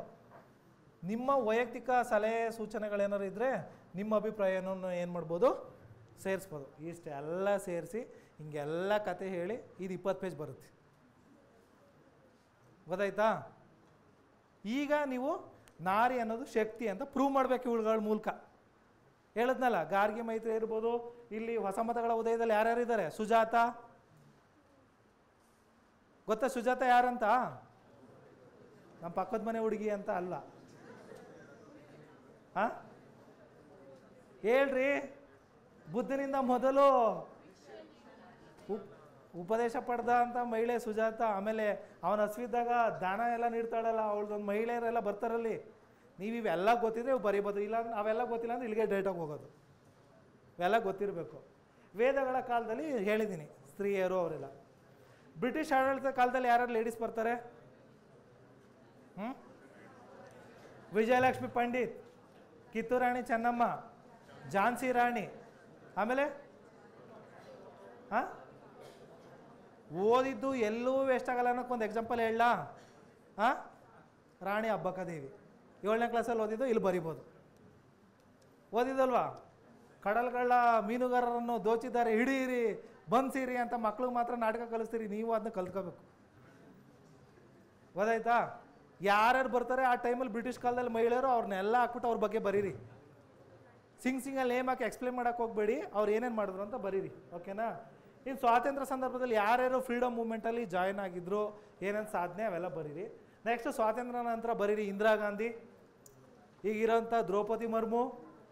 ಹಾಂ, ಆಮೇಲೆ ಪಶ್ಚಿಮ ಬಂಗಾಳದ ಯಾರು ಅಕ್ಕ, ಯಾರು? ಮಮತಾಬಾಯಿ. ಉತ್ತರ ಪ್ರದೇಶ್ ಮಾಯಾವತಿ. ಹಾಂ, ಜಯಲಲಿತಾ ಬರೀರಿ. ಜಯಲಲಿತಾ ಎಲ್ಲನೂ ಬರೀರಿ. ನಿಮ್ಮ ಗ್ರಾಮ ಪಂಚಾಯತಿಯನ್ನು ಬರಿಬೇಡಿ ಅಷ್ಟೇ. ನೆಕ್ಸ್ಟ್ ವಿವಿಧ ಕ್ಷೇತ್ರಗಳಲ್ಲಿ ಸ್ತ್ರೀಯರು ಅಂತಂದರೆ ಬರ್ಕೊಳ್ಳಿ. ಬಾಹ್ಯಾಕಾಶ ಕಲ್ಪನಾ ಚಾವ್ಲಾ, ಸುನೀತಾ ವಿಲಿಯಮ್ಸ್. ಅಲ್ಲ, ಭಾರತದಾದರೆ ಸುನೀತಾ ವಿಲಿಯಮ್ಸ್ ಮೂಲ ಭಾರತನೇ ತಾನೆ ಅವರು. ಆಮೇಲೆ ರಾಜಕೀಯ ಕ್ಷೇತ್ರದಕ್ಕೆ ಬರೀರಿ. ಬಾಹ್ಯಾಕಾಶ ಆಯಿತು. ಆಮೇಲೆ ಎಂಟರ್ಪ್ರಿನರ್ಶಿಪ್ ನೋಡಿದಿಲ್ಲ ವಾಟ್ಸಪ್ಪು? ಏನು ಮಾಡ್ಬೇಕಂದಿಲ್ಲ, ಎಂಟರ್ಪ್ರಿನರ್ಶಿಪ್ ಮಾಡ್ಬೇಕಂತಾನಲ್ಲ, ಅದು ಅದ್ರಲ್ಲಿ ಬರೀರಿ. ಯಾರು? ಬೆಂಗಳೂರಲ್ಲಿ ಅದ್ರಲ್ಲಿ ಬರೀರಿ. ಆಡಳಿತದಲ್ಲಿ ಬರೀರಿ. ಕಿರಣ್ ಬೇಡಿ ಆಡಳಿತ ಶಾಹಿನಲ್ಲಿ ಅವರು. ಇವರೆಲ್ಲ ಕಿರಣ್ ಮುಜುಮ್ದಾರ್ ಶಾ ಅವರು. ಬರೀರಿ. ಅವ್ರು ಯಾರ್ಯಾರು ಬೇಕೋ ಅವ್ರನ್ನ ಬರೀರಿ. ಅದೆಲ್ಲ ನೀವು ಏನು ಬರೀರಿ ಅಂದರೆ ಹೆಸರುಗಳು ಬರೆದ್ಬಿಟ್ಟು ಬಿಡೋದಲ್ಲ, ಸಾಧನೆಗಳನ್ನ ಎಕ್ಸ್ಪ್ಲೇನ್ ಮಾಡಿ ಅವರು ಇದಕ್ಕೆಲ್ಲ ಕಾರಣರಾಗಿದ್ದಾರೆ. ಹಾಗಾಗಿ ಪುರುಷರಷ್ಟೇ ಮಹಿಳೆಯರು ಕೂಡ ಸಬಲರು. ಹಾಗಾಗಿ ಪುರುಷರಿಗೆ ಕಂಪೇರ್ ಮಾಡಿದ್ರೆ ಮಹಿಳೆಯರ ಸ್ಥಾನಮಾನ ರಾಜಕೀಯದಲ್ಲಿ ಕಡಿಮೆ ಇದೆ. ಮತ್ತು ಇನ್ನೊಂದು ಏನು ತಗೋಬೋದು ನೀವು, ಲೋಕಸಭೆಯಲ್ಲಿ ಟೋಟಲ್ 552 ಇದೆ, ಅದರಲ್ಲಿ ಪ್ರೆಸೆಂಟ್ ಮೆಂಬರ್ಸು 545, 543 + 2, ರಾಜ್ಯಸಭೆಯಲ್ಲಿ 230, ಅದರಲ್ಲಿ ಬರೀರಿ 12 ಪ್ಲಸ್ ಉಳಿದಿದ್ದು, ಅದರಲ್ಲಿ ಮಹಿಳೆಯರು ಎಷ್ಟೆಷ್ಟಿದ್ದಾರೆ. ಈ ಸ್ಥಾನಮಾನವನ್ನು ಗಮನಿಸಿದಾಗ ಪುರುಷ ಸಂಖ್ಯೆನೇ ಹೆಚ್ಚಾಗಿದೆ, ಮಹಿಳೆಯರ ಸಂಖ್ಯೆ ಕಡಿಮೆ ಇದೆ. ನಿಮ್ಮದು ಪ್ರಬಂಧನ ಕ್ವಾಲಿಟಿ ಬರಬೇಕಂದ್ರೆ ಸ್ಟ್ಯಾಟಿಸ್ಟಿಕ್ಸ್ ಹಾಕ್ಬೇಕು. ಏನು ಹಾಕ್ಬೇಕು? ಕತೆ ಎಲ್ಲರೂ ಬರೀತಾರೆ. ನಮ್ಮೂರಲ್ಲಿ ರಾಮಕ್ಕ ಇದ್ಲು, ಹೆಬ್ಬೆಟ್ ಓದ್ತಿದ್ಲು, ಆಮೇಲೆ ಓದಿದ್ಲು, ಅಧ್ಯಕ್ಷರಾದ್ಲು, ಮೆಂಬರ್ ಎಲ್ಲ ಬರೀತಾರೆ. ನೀವು ಬರೀಬೇಕು, ಪ್ರೆಸೆಂಟ್ ಲೋಕಸಭೆಯಲ್ಲಿ ಇಷ್ಟು ಮಹಿಳೆಯರಿದ್ದಾರೆ, ಪುರುಷ ಇಷ್ಟಿದ್ದಾರೆ, ಟೋಟಲ್ ಇರೋದು ಇಷ್ಟು, ಹಂಗಾಗಿ ಇದು ಅಸಮಾನತೆ ಕಾಣ್ತಿದೆ. ಮತ್ತು ಇನ್ನೊಂದು ಎಲ್ಲಿ ಬರ್ತೀರಿ, IT-BT ಕ್ಷೇತ್ರಕ್ಕೆ ಬಂದರೆ ಓಕೆನಾ, ಮತ್ತೆ ರಿಸರ್ವೇಷನ್ ಬೇಕು. ನ್ಯಾಯಾಲಯ ಕ್ಷೇತ್ರಕ್ಕೆ ಹೋಗಿ, ಜುಡಿಷಿಯಲ್ ಸಿಸ್ಟಮಲ್ಲಿ ಇಷ್ಟು ಸುಪ್ರೀಂ ಕೋರ್ಟಲ್ಲಿ 31 ಇರಬೇಕು, 1 ಚೀಫ್ ಜಸ್ಟಿಸು, ಅನದರ್ 30 ಮೆಂಬರ್ಸು, ಅದರಲ್ಲಿ ಮಹಿಳೆಯರು ಇಷ್ಟಿದ್ದಾರೆ. ಹಾಗಾಗಿ ಇಲ್ಲೆಲ್ಲ ನೋಡಿದ್ರೆ ಏನಂತ ಬರುತ್ತೆ, ಅಲ್ಲಿ ಅಸಮಾನತೆ ಇದೆ. ನಾರಿ ಅನ್ನೋದು ಶಕ್ತಿಯಾಗಿಲ್ಲ, ಅಬಲೆ ಅಂತ ಹೇಳ್ಕೊಬರ್ತಿದ್ರು, ಅದೇ ಕಂಟಿನ್ಯೂ ಆಗ್ತಿದೆ. ಸಬಲರಾಗಬೇಕು, ಸಮಾನರಾಗಿ ನಿಲ್ಲಬೇಕು ಅಂದರೆ ಪ್ರೆಸೆಂಟು ನಾರಿ ಶಕ್ತಿ ಅನ್ನೋದು ಬರಲೇಬೇಕು, ರಿಸರ್ವೇಷನ್ ಬೇಕು ಅಂತ ನೀವು ವಾದ ಮಾಡಬೇಕು, ಸ್ಟ್ಯಾಟಿಸ್ಟಿಕ್ಸ್ ಹಾಕಬೇಕು. ವೇದಗಳ ಕಾಲದಲ್ಲಿ ಬರೀಬೇಕು, ಗುಡಿಸ್ಲು ಬಿಟ್ಟು ಆಚೆ ಬರೋಂಗಿರಲಿಲ್ಲ, ವಿದ್ಯಾಕಲೆ ಹೆಂಗಿರಲಿಲ್ಲ, ತಲೆ ಬೋಳ್ಸ್ಕೋಬೇಕಾಗಿತ್ತು, ಗಂಡ ಸತ್ತಾಗ ಬಿಳಿ ಸೀರೆ ಹಾಕ್ಕೊಂಡು ಮನೇಲಿರಬೇಕಾಗಿತ್ತು, ಯಾವುದೇ ಕಾರ್ಯಕ್ರಮಗಳಲ್ಲಿ ಭಾಗವಹಿಸೋಂಗಿರಲಿಲ್ಲ, ಇದೆಲ್ಲ ಇತ್ತಲ್ಲ. ಆಮೇಲೆ ಸಂವಿಧಾನದಲ್ಲಿ ಮಹಿಳೆಯರಿಗೆ ಏನು ಸವಲತ್ತುಗಳಿದೆ, ಯಾವ್ದು ಪ್ರಕಾರ ರಿಸರ್ವೇಷನ್ ಕೊಡ್ಬೋದು, ಏನು ಎತ್ತ ಅಂತ ಡಿಸ್ಕಸ್ ಮಾಡಬೇಕು. ವಿಚಾರಗಳು ತಲೆಯಲ್ಲಿದ್ದರೆ ಇವೆಲ್ಲ ಬರ್ತವೆ, ಇಲ್ಲ ಅಂತ ಅಂದರೆ ಏನೂ ಬರಲ್ಲ.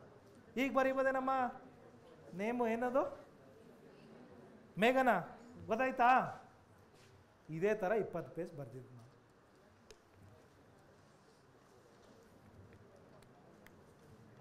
ಅರ್ಥ ಇದೆ ಹುಡುಗರಿಗೆ? ಅರ್ಥ ಐತೇನ್ರಪ್ಪ? ಆಮೇಲೆ ನೀವೆಲ್ಲಿ ನೆಕ್ಸ್ಟ್ ಮೇನ್ಸ್ ಪ್ರಿಪೇರ್ ಆಗಬೇಕಾದ್ರೆ, ಯಾರಾದರೂ ಮೇನ್ಸ್ ಪ್ರಿಪೇರ್ ಆಗಬೇಕಾದ್ರೆ ಇದು ನಾನು ಬರೆದಿರೋಂಥ ಆನ್ಸರ್ ಶೀಟು.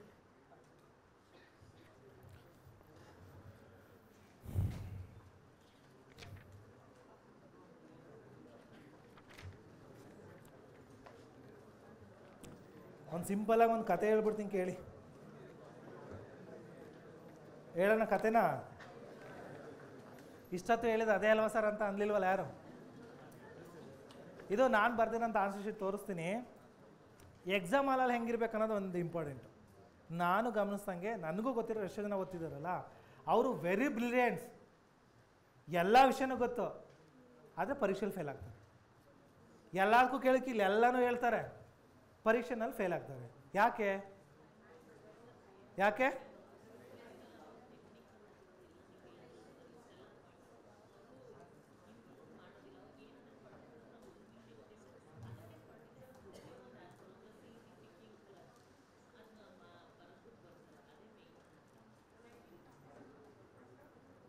ಈಗ ಹೇಳಿದ್ನಲ್ಲ ಪ್ಯಾಟ್ರನ್ನು, ಓಕೆ ಅದೇ ಥರ ಬರೀಬೇಕು, ಓಕೆನಾ? ಆಮೇಲೆ ಕೆಲವೊಂದು ಸ್ಮಾರ್ಟ್ ಆನ್ಸರ್ ನಿಮ್ಮ ಸ್ಮಾರ್ಟ್ ಆನ್ಸರ್ ಹೇಳ್ತೀನಿ, ನೆನಪು ಬಂದಾಗಲೇ ಹೇಳ್ಬಿಡ್ತೀನಿ. ಈಗ ಎಕ್ಸಾಂಪಲ್ಲು ಮೇನ್ಸಲ್ಲಿ ಬರ್ದಿರೋದೇ ಹೇಳ್ತೀನಿ ನಿಮ್ಗೊಂದು ಎಕ್ಸಾಂಪಲ್. ರೈನ್ ವಾಟರ್ ಹಾರ್ವೆಸ್ಟಿಂಗ್ ಗೊತ್ತಾ? ನಮಗೆ ಮೇನ್ಸಲ್ಲಿ ಟೈಮ್ ಸಾಲಲ್ಲ, ಎಲ್ಲನೂ ಅಕ್ಷರ ರೂಪದಲ್ಲಿ ಬರೆಯೋಕ್ಕೋದ್ರೆ ಏನಾಗಲ್ಲ, ಟೈಮ್ ಸಾಲಲ್ಲ. ನಮಗೆ ಒಂದು ಕ್ವಶನ್ ಕೇಳಿದ್ರು 15 ಮಾರ್ಕ್ಸ್ಗೆ, ಏನದು? ಮಳೆ ನೀರಿನ ಕೊಯ್ಲು ಆರ್ ರೈನ್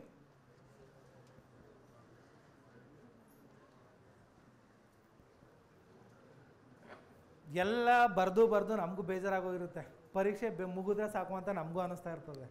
ಆವಾಗ ಏನು ಮಾಡಬೇಕು, ಅಕ್ಷರಕ್ಕೆ ಟೈಮ್ ಕೊಡೋಕ್ಕೆ ಹೋಗಬಾರ್ದು. ನಾನು ಮಾಡಿದ್ದು ನಿಮ್ಗೆ ಹೇಳ್ತಾ ಇದ್ದೀನಿ. ಮಳೆ ನೀರಿನ ಕೊಯ್ಲು ಅಂದರೆ ನಿಮಗೆ ಗೊತ್ತು,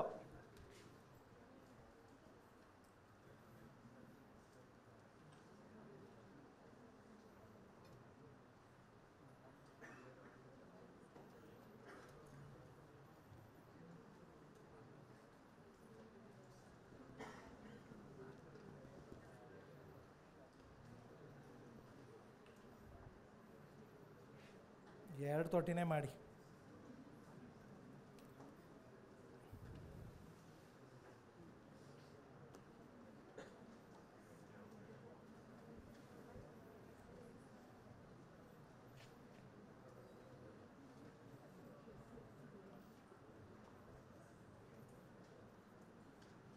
ಹಣ್ಣು ಹೂವು ಎಲೆ ಎಲ್ಲ ಬಿಡಿಸಿದ್ರೆ ನೀವೇ ಥಿಂಕ್ ಮಾಡಿ. ಇಷ್ಟ 15 ಮಾರ್ಕ್ಸ್ಗೆ ಆನ್ಸರ್. ಬೇಕಾದರೆ ಅರ್ಥ ಮಾಡ್ಕೊಳ್ಳಿ, ಮಾರ್ಕ್ಸ್ ಕೊಡಲಿ ಅಷ್ಟು. ಗೊತ್ತಾಯ್ತಾ? ಇದು ವರ್ಡ್ಸಲ್ಲಿ ಹೇಳ್ಬೇಕಂದ್ರೆ ಅರ್ಥ ಆಯ್ತಾ ನಿಮಗೆ?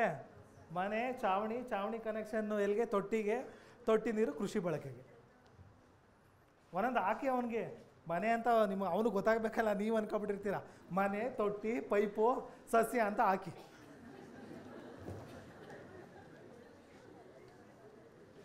ಹದಿನೈದು ಮಾರ್ಕ್ಸ್ ಕ್ವಶನ್ನು. ನಾನು ಮಿನಿಮಮ್ ಒಂದು 10 ಕೊಟ್ಟಿರ್ತಾರೆ, ಅಲ್ಲಿ ಸ್ವಲ್ಪ ನೀಟಾಗಿ ಬರೆದಿರ್ತೀನಿ.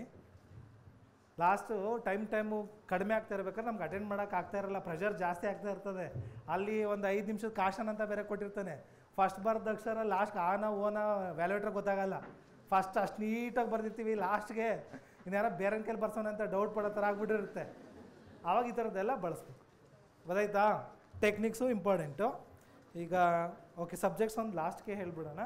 ಮತ್ತು ಪರೀಕ್ಷೆ ಹಾಲಲ್ಲಿ ಏನು ಅದೊಂದು ಹೇಳ್ತೀನಿ. ಪರೀಕ್ಷೆ ಹಾಲಲ್ಲಿ ಹೆಂಗೆ ಅಟೆಂಡ್ ಮಾಡಬೇಕು, ಟೈಮು ಸೇವಿಂಗ್ ಹೆಂಗೆ, ನೀವೇನು ಮಾಡ್ತೀರಾ ಪರೀಕ್ಷೆ ಹಾಲಲ್ಲಿ, ಬೇರೆಯವ್ರು ಹಾಕೋವರಿಗೆ ನೋಡಿಬಿಟ್ಟು ಆಮೇಲೆ ಹಾಕೊಳ್ಳೋಣ ಅಂತ ಇರ್ತೀರಿ, ಅವೆಲ್ಲ ಹೇಳ್ತೀನಿ.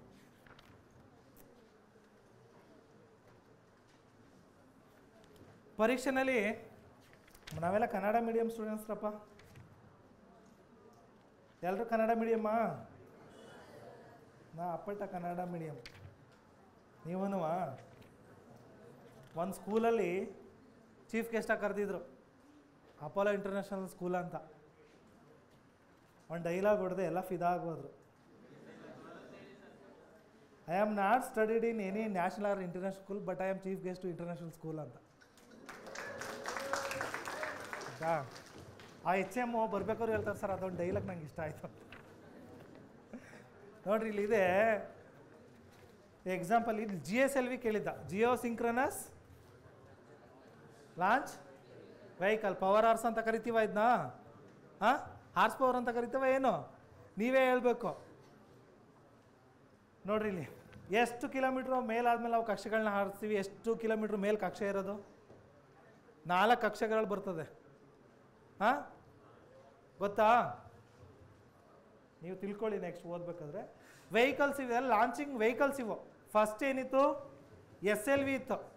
ಫಸ್ಟ್ ಏನಿತ್ತು? ಓಕೆನಾ, ಲಾಂಚಿಂಗ್ ವೆಹಿಕಲ್ಲು. ನೆಕ್ಸ್ಟು ASLV, ಅದಾದಮೇಲೆ PSLV ಆದಮೇಲೆ GSLV. ಅದು 36,000 ಕಿಲೋಮೀಟ್ರ್ ಎತ್ತರದಲ್ಲಿ ಇರುತ್ತೆ. ಓಕೆನಾ? ಇದು ಏನಿದು? ಫ್ಯೂಯಲ್ಲು. ಯಾವ ಥರ ಫೀಡ್ ಮಾಡ್ತಾರೆ ಅಂದರೆ ಫ್ಯೂಯಲ್ನ ಚಿತ್ರದಲ್ಲಿ ತೋರಿಸಿದ್ದೀನಿ ನಾನು. ಓಕೆನಾ? ನಾವು ಇಲ್ಲಿ ವಾಕ್ಯದೊಳಗೆ ಹೇಳಿದ್ರೆ ಫಸ್ಟ್ ಸ್ಟೆಪ್ಗೆ ಇದು ತುಂಬ್ತಾರೆ, ಸೆಕೆಂಡ್ ಸ್ಟೆಪ್ಗೆ ಇದು ತುಂಬ್ತಾರೆ ಅಂತ ಹೇಳೋದ್ರ ಬದಲು ಇಲ್ಲೇ ನಾವು ತೋರಿಸ್ಬಿಟ್ರೆ ಆಕ್ಸಿಡಾಕ ಯಾವುದು, ಆಯಿತಾ? ಆಮೇಲೆ ಎಲ್ಲಿ ಏನೇನು ಬಳಸ್ತಾರೆ ನೋಡಿ, ಪಾಲಿಬ್ಯೂಟಡೈಲ್ ಇಂಧನ ಬಳಕೆ ಏನೇನು ಹೇಳಿದ್ದೀನಿ, ಆಕ್ಸಿಡಾಕ ಏನು ಬಳಸ್ತಾರೆ ಅಂತಲೂ ಹೇಳಿದ್ದೀನಿ. ಹಂಗೆ ಹೇಳ್ಬಿಟ್ಟು ಅವ್ರಿಗೆ ಎಕ್ಸ್ಪ್ಲೇನ್ ಮಾಡಿದ್ರೆ, ಆಮೇಲೆ ಒಂದೊಂದು SLVನಲ್ಲೇ ಇಂಜನ್ ಬೇರೆ ಥರ ಇತ್ತು, ಆ ಇಂಜನ್ಗಳನ್ನ ಹೇಳಿದ್ದೀನಿ ನೋಡಿ. ಇಲ್ಲಿ ಅಲ್ಲಿ ದ್ರವ ಫಸ್ಟ್ ಎಲ್ಲ ಘನನೇ ಇರ್ತಾಯಿತ್ತು, ಘನದ ಇಂಧನೇ ಇರ್ತಿತ್ತು. ಇಲ್ಲಿ PSLVನಲ್ಲಿ ಬಂದ್ಬಿಟ್ಟು ದ್ರವ ಘನ ಆಗುತ್ತೆ. ಇದ್ರ ಪ್ರಶ್ನೆ ನಿಮಗೆ ಒಂದು ಮೇಯ್ನಾಗಿ ಏನು ಕೇಳ್ತಾರೆ ಅಂದರೆ, what is the cryogenic engine ಅಂತ. ಎಷ್ಟು ಜನ ಗೊತ್ತು ಕಾನ್ಸೆಪ್ಟು ಕ್ರಯೋಜೆನಿಕ್ ಎಂಜಿನ್ ಅಂತ ಅಂದರೆ? ಎಸ್ ಹೇಳಮ್ಮ.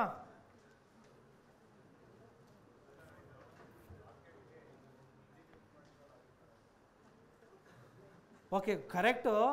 ಇದೆಲ್ಲ ಏನಾಗ್ತಿತ್ತು, ಕೂತ್ಕೊಳ್ಳಮ್ಮ. ಈ PSLV, ASLV ಇವನ್ನೆಲ್ಲ ಕಳಿಸ್ದಾಗ ನಮ್ಗೆ ಇಂಧನ ಏನಾಗ್ತಿತ್ತು? ಹೆಚ್ಚಬೇಕಾಗ್ತಿತ್ತು. ನ್ಯಾಷನಲ್ ರಿಸೋರ್ಸ್ ಏನಾಗ್ತಿತ್ತು? ವೇಸ್ಟ್ ಆಗ್ತಿತ್ತು. ಅದಕ್ಕೆ ಒಂದು ಕಾನ್ಸೆಪ್ಟು ಕ್ರಯೋಜೆನಿಕ್ ಅಂತ. ಕ್ರಯೋಜೆನಿಕ್ ಏನಂತ ಅಂದರೆ, ಕ್ರಯೋಜೆನಿಕ್ ಕಾನ್ಸೆಪ್ಟ್ ಇದು ಸೈನ್ಸ್ ಆ್ಯಂಡ್ ಟೆಕ್ನಾಲಜಿ ಕ್ವಶನ್ನು. ಏನಿದು? ಸಿಲಿಂಡರ್ ನೋಡಿದ್ದೀರಾ?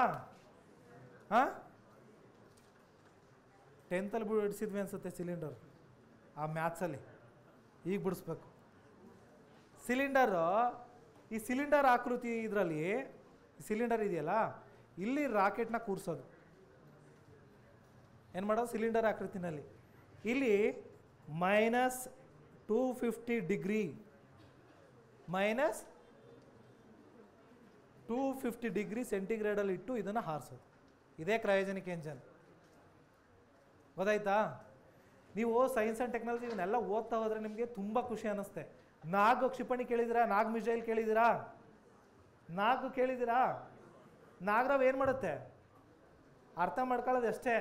ನಾಗ್ ಕ್ಷಿಪಣಿ ಇದೆಯಲ್ಲ, ಏನಿದು ನಾಗ್ ಮಿಸೈಲ್. ಯಾಕೆ ನಾಗ್ ಅಂತ ಇಟ್ಟಿದ್ದಾರೆ ಅಂದರೆ ಹಾವು ಹೆಂಗೆ ಹೋಗುತ್ತೆ ಹಂಗೆಲ್ಲ ಹೋಗಿ ಹೊಡಿತದಿದು.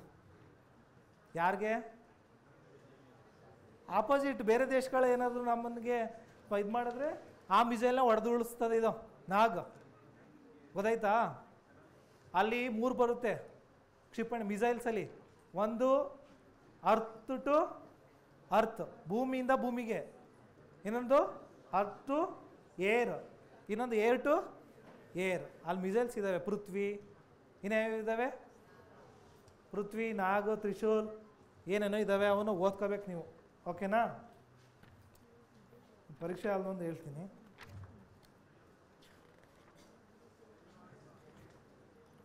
ಯಾವುದೋ ಒಂದು ಕೇಳಿದ್ರು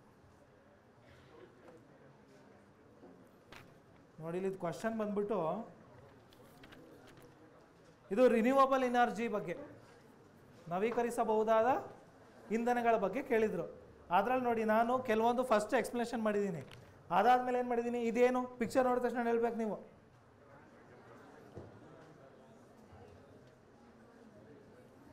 ಎರಡು 2017 ಬರೆದಿದ್ದು ನಿಮ್ಗೆ ಹೆಂಗಮ್ಮ ಕಾಣಿಸುತ್ತೆ?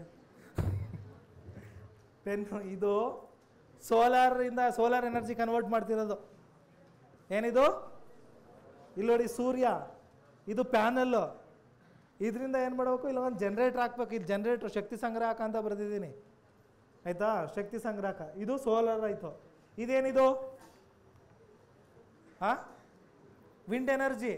ಏನಿದು ನೋಡಿ, ಅದನ್ನ ಬರೆದ್ಬಿಟ್ಟು ಹಾಕಿದ್ದೀನಿ. ಆವಾಗ ಏನು ಮಾಡ್ತಾರೆ ಗೊತ್ತಾ, ವ್ಯಾಲ್ಯೂಯೇಷನ್ ಮಾಡೋರು ನಿಮ್ಮ ಥಿಯರಿ ಯಾರೂ ನೋಡೋಕೆ ಹೋಗಲ್ಲ. ಇವನು ಕಾನ್ಸೆಪ್ಟ್ ಗೊತ್ತು, ಏನೇನೋ ಬರ್ದವನು ಹುಡುಗ ಅಂತ ಅಂದ್ಬಿಟ್ಟು ಏನು ಮಾಡ್ತಾರೆ, ಗೊತ್ತು ಅಂತ ಹೇಳಿ ಮಾರ್ಕ್ಸ್ ಕೊಡ್ತಾ ಹೋಗ್ತಾರೆ. ಹಂಗಂತ ಅಂದ್ಬಿಟ್ಟು ಸಂಬಂಧ ಎಲ್ಲರ ಪಿಕ್ಚರ್ ಎಲ್ಲ ಬರೆಯೋದಲ್ಲ.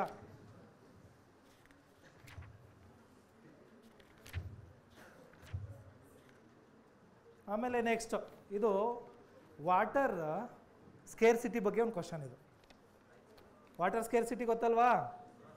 ಅದ್ರ ಬಗ್ಗೆ, ನೀರು ಸಮಸ್ಯೆ ಆಗಿರೋದ್ರ ಬಗ್ಗೆ ಕೇಳಿದರು. ಆವಾಗ ನಾನೇನು ಬರೆದಿದ್ದೆ, ಇದು ಈ ರೂರಲ್ ಡೆವಲಪ್ಮೆಂಟ್ ಬುಕ್ಸ್ ತೋರಿಸಿದ್ನಲ್ಲ, ಅದರಲ್ಲಿ ಸ್ಕೇರ್ಸಿಟಿ ನಮ್ಗೆ ಎಷ್ಟು ಅವೈಲಬಿಲಿಟಿ ಇದೆ, ಎಲ್ಲೆಲ್ಲಿಗೆ ಎಷ್ಟೆಷ್ಟು ಯುಟಿಲೈಸ್ ಆಗ್ತಿದೆ, ಕೃಷಿಗೆ ಎಷ್ಟು ಬಳಸ್ತಿದ್ದಾರೆ, ಫ್ಯಾಕ್ಟ್ರಿಗೆ ಎಷ್ಟು ಬಳಸ್ತಿದ್ದಾರೆ, ಕುಡಿಯೋಕ್ಕೆ ಎಷ್ಟು ಬಳಸ್ತಿದ್ದಾರೆ, ಅದರಲ್ಲಿ ಪ್ಯೂರ್ ವಾಟರ್ ಎಷ್ಟು, ಆಮೇಲೆ ನಾನ್ ಪ್ಯೂರ್ ಎಷ್ಟು, ಅದನ್ನೆಲ್ಲ ಹಾಕಿ ಬರ್ದಿರೋದು. ಇದು ಪೈ ಗ್ರಾಫಲ್ಲಿ ತೋರಿಸಿರೋದು. ಈ ಥರ ಎಲ್ಲ ಬರಿಬೇಕು ನೀವು ಪರೀಕ್ಷೆನಲ್ಲಿ. ಹಂಗಾದರೆ ಮಾತ್ರ ವ್ಯಾಲಿಡು, ಒಳ್ಳೆ ಮಾರ್ಕ್ಸು ಸಿಗುತ್ತೆ. ಇಲ್ಲ ಅಂತ ಅಂದರೆ ಜೀವನ ಪೂರ್ತಿ ಬರೀತಾ ಇರ್ತೀರಿ. 30 ವರ್ಷ ಆದರೂ ಹೆಣ್ಣು ಕೊಡಲ್ಲ, ಮದುವೆ ಆಗಲ್ಲ, ಸ್ಟ್ರೈಕ್ ಮಾಡ್ತೀರಿ, ನಮ್ಮದೇ ಒಂದು ಅಸೋಸಿಯೇಷನ್ ಕಟ್ತೀರಿ, ಹೆಣ್ಣು ಕೊಡ್ತಾ ಇಲ್ಲ ರೈತರಿಗೆ ಅಂತ. ಅವೆಲ್ಲ ಬಿಟ್ಟು ಓದೋದ ಕಡೆ ಗಮನ ಕೊಡಿ. ನೆಕ್ಸ್ಟ್ ಇನ್ನೊಂದು ಏನು ತೋರಿಸ್ಬೇಕು, ಏನೇನೋ ತಂದಿದ್ದೀನಿ ನಿಮಗೋಸ್ಕರ ಪಾಪ ಹುಡುಗರುಗಳಿಗೆ. ಈಗ ಅನ್ನಿಸ್ತದ I am eligible candidate KAS ಅಂತ? ನಿಮ್ಗೆ ಅನ್ಸೋದಕ್ಕಿಂತ ಮುಂಚೆ ನಾನು KASಗೆ ಎಲಿಜಿಬಲ್ ಇದ್ದೀನಿ ಹೇಳ್ರಿ. ಇಷ್ಟೊಂದು ವರ್ಕ್ ಮಾಡಿದ್ದೀವಿ ಅಂದರೆ ಡೆಫಿನೆಟ್ ಅಂತ ಇದೆ. ಆಮೇಲೆ ನೀವು ನೋಡ್ತಿದ್ರಲ್ಲ, ಯಾವ್ದಾದ್ರು ಪ್ರಿಂಟೆಡ್ ತೋರಿಸ್ತಿದ್ದೀನಿ ನಾನು ನಿಮಗೆ. ಇದೆಲ್ಲ ನಾನು ಓನ್ ಮಾಡಿರೋದು. ನಿಮಗೆ ಸೋಷಿಯಾಲಜಿ, ಇದು ಸೋಷಿಯಾಲಜಿ ಒಂದು ಸಬ್ಜೆಕ್ಟ್ ಇರುತ್ತೆ ನಿಮಗೆ. ಇದರಲ್ಲಿ 100 ಮಾರ್ಕ್ಸ್ಗೇನೋ ಬರುತ್ತೆ ಆಯಿತಾ? ಸೋಷಿಯಾಲಜಿನಲ್ಲಿ ನಾನು ಓದಿರೋದು ಯಾವ ಸೋಷಿಯಾಲಜಿ ಗೊತ್ತಾ? ಸೆಕೆಂಡ್ PU ಸೋಷಿಯಾಲಜಿ ನೋಡಿದ್ರಲ್ಲ, ಭಾರತದ ಅರ್ಥಶಾಸ್ತ್ರ. ಅದು ನೋಡ್ರಿ, ನಿಮ್ಗೊಂದು ಕ್ವಶನ್ ಬರಬೇಕು. ಇದು ಅದೇ ಬುಕ್ಕಲ್ಲಿರೋ ಪಾಯಿಂಟ್ಸ್ನ ನಾನು ಆಚೆ ತೆಗೆದು ಬರ್ದಿರೋದು. ಯಾಕೆ ನನ್ನ ಹತ್ರ ಪ್ರಿಂಟೆಡ್ ಬುಕ್ ಇರಲಿಲ್ವಾ? ಪ್ರಿಂಟೆಡ್ ಬುಕ್ ಇತ್ತಲ್ಲ, ಯಾಕೆ ಬರ್ದೆ ಆಚೆ? ಓದಿದ್ರೂ ಅರ್ಥ ಆಗುತ್ತೆ. ಹೆಚ್ಚು ಕಾಲ ಜ್ಞಾಪಕದಲ್ಲಿ ಉಳಿಬೇಕು ಅಂದರೆ ಬರೀಬೇಕು. ಮತ್ತಿದನ್ನ ನಿಮ್ಗೆ ಗೊತ್ತು, ಆ ಬುಕ್ ಇಷ್ಟು ದಪ್ಪ ಇದೆ, ಇದೆಷ್ಟಿದೆ, ಇಷ್ಟೇ ಪೇಜಲ್ಲಿ ಇಡೀ ಸೋಷಿಯಾಲಜಿ ಇದೆ. ಪರೀಕ್ಷೆಗೆ ಓದ್ಕೋಬೇಕು ಅಂದರೆ ಒಂದು ಪೇಪರಲ್ಲಿ 3 ಬುಕ್ಸ್ದು ಬರೋದು. ಈ ಎಕ್ಸಾಂಪಲ್ ಫಸ್ಟ್ ಪೇಪರ್ ಅಂದರೆ ಒಂದು ಮೆಂಟಲ್ ಎಬಿಲಿಟಿ, ಇನ್ನೊಂದು ಹಿಸ್ಟ್ರಿ, ಇನ್ನೊಂದು ಯಾವುದೋ ಜಿಯೋಗ್ರಫಿ. ನೀವೆಲ್ಲ ಒಂದೊಂದಿನ ಒಂದೊಂದು ಸಬ್ಜೆಕ್ಟ್ ಓದಿ ಬರಿತಿದ್ರಿ. 3 ಸಬ್ಜೆಕ್ಟು ಒಂದೇ ಪೇಪರ್ಗೆ ಬರೀಬೇಕು ಅಂದರೆ ನೀವು ಅಷ್ಟೆಲ್ಲ ನೋಡೋಕ್ಕಾಗುತ್ತಾ? ಅದನ್ನು ನಮ್ಗೆ ಹೆಂಗೆ ಬೇಕೋ ಹಂಗೆ ಈಸಿ ಮಾಡ್ಕೋಬೇಕು. ಓಕೆನಾ?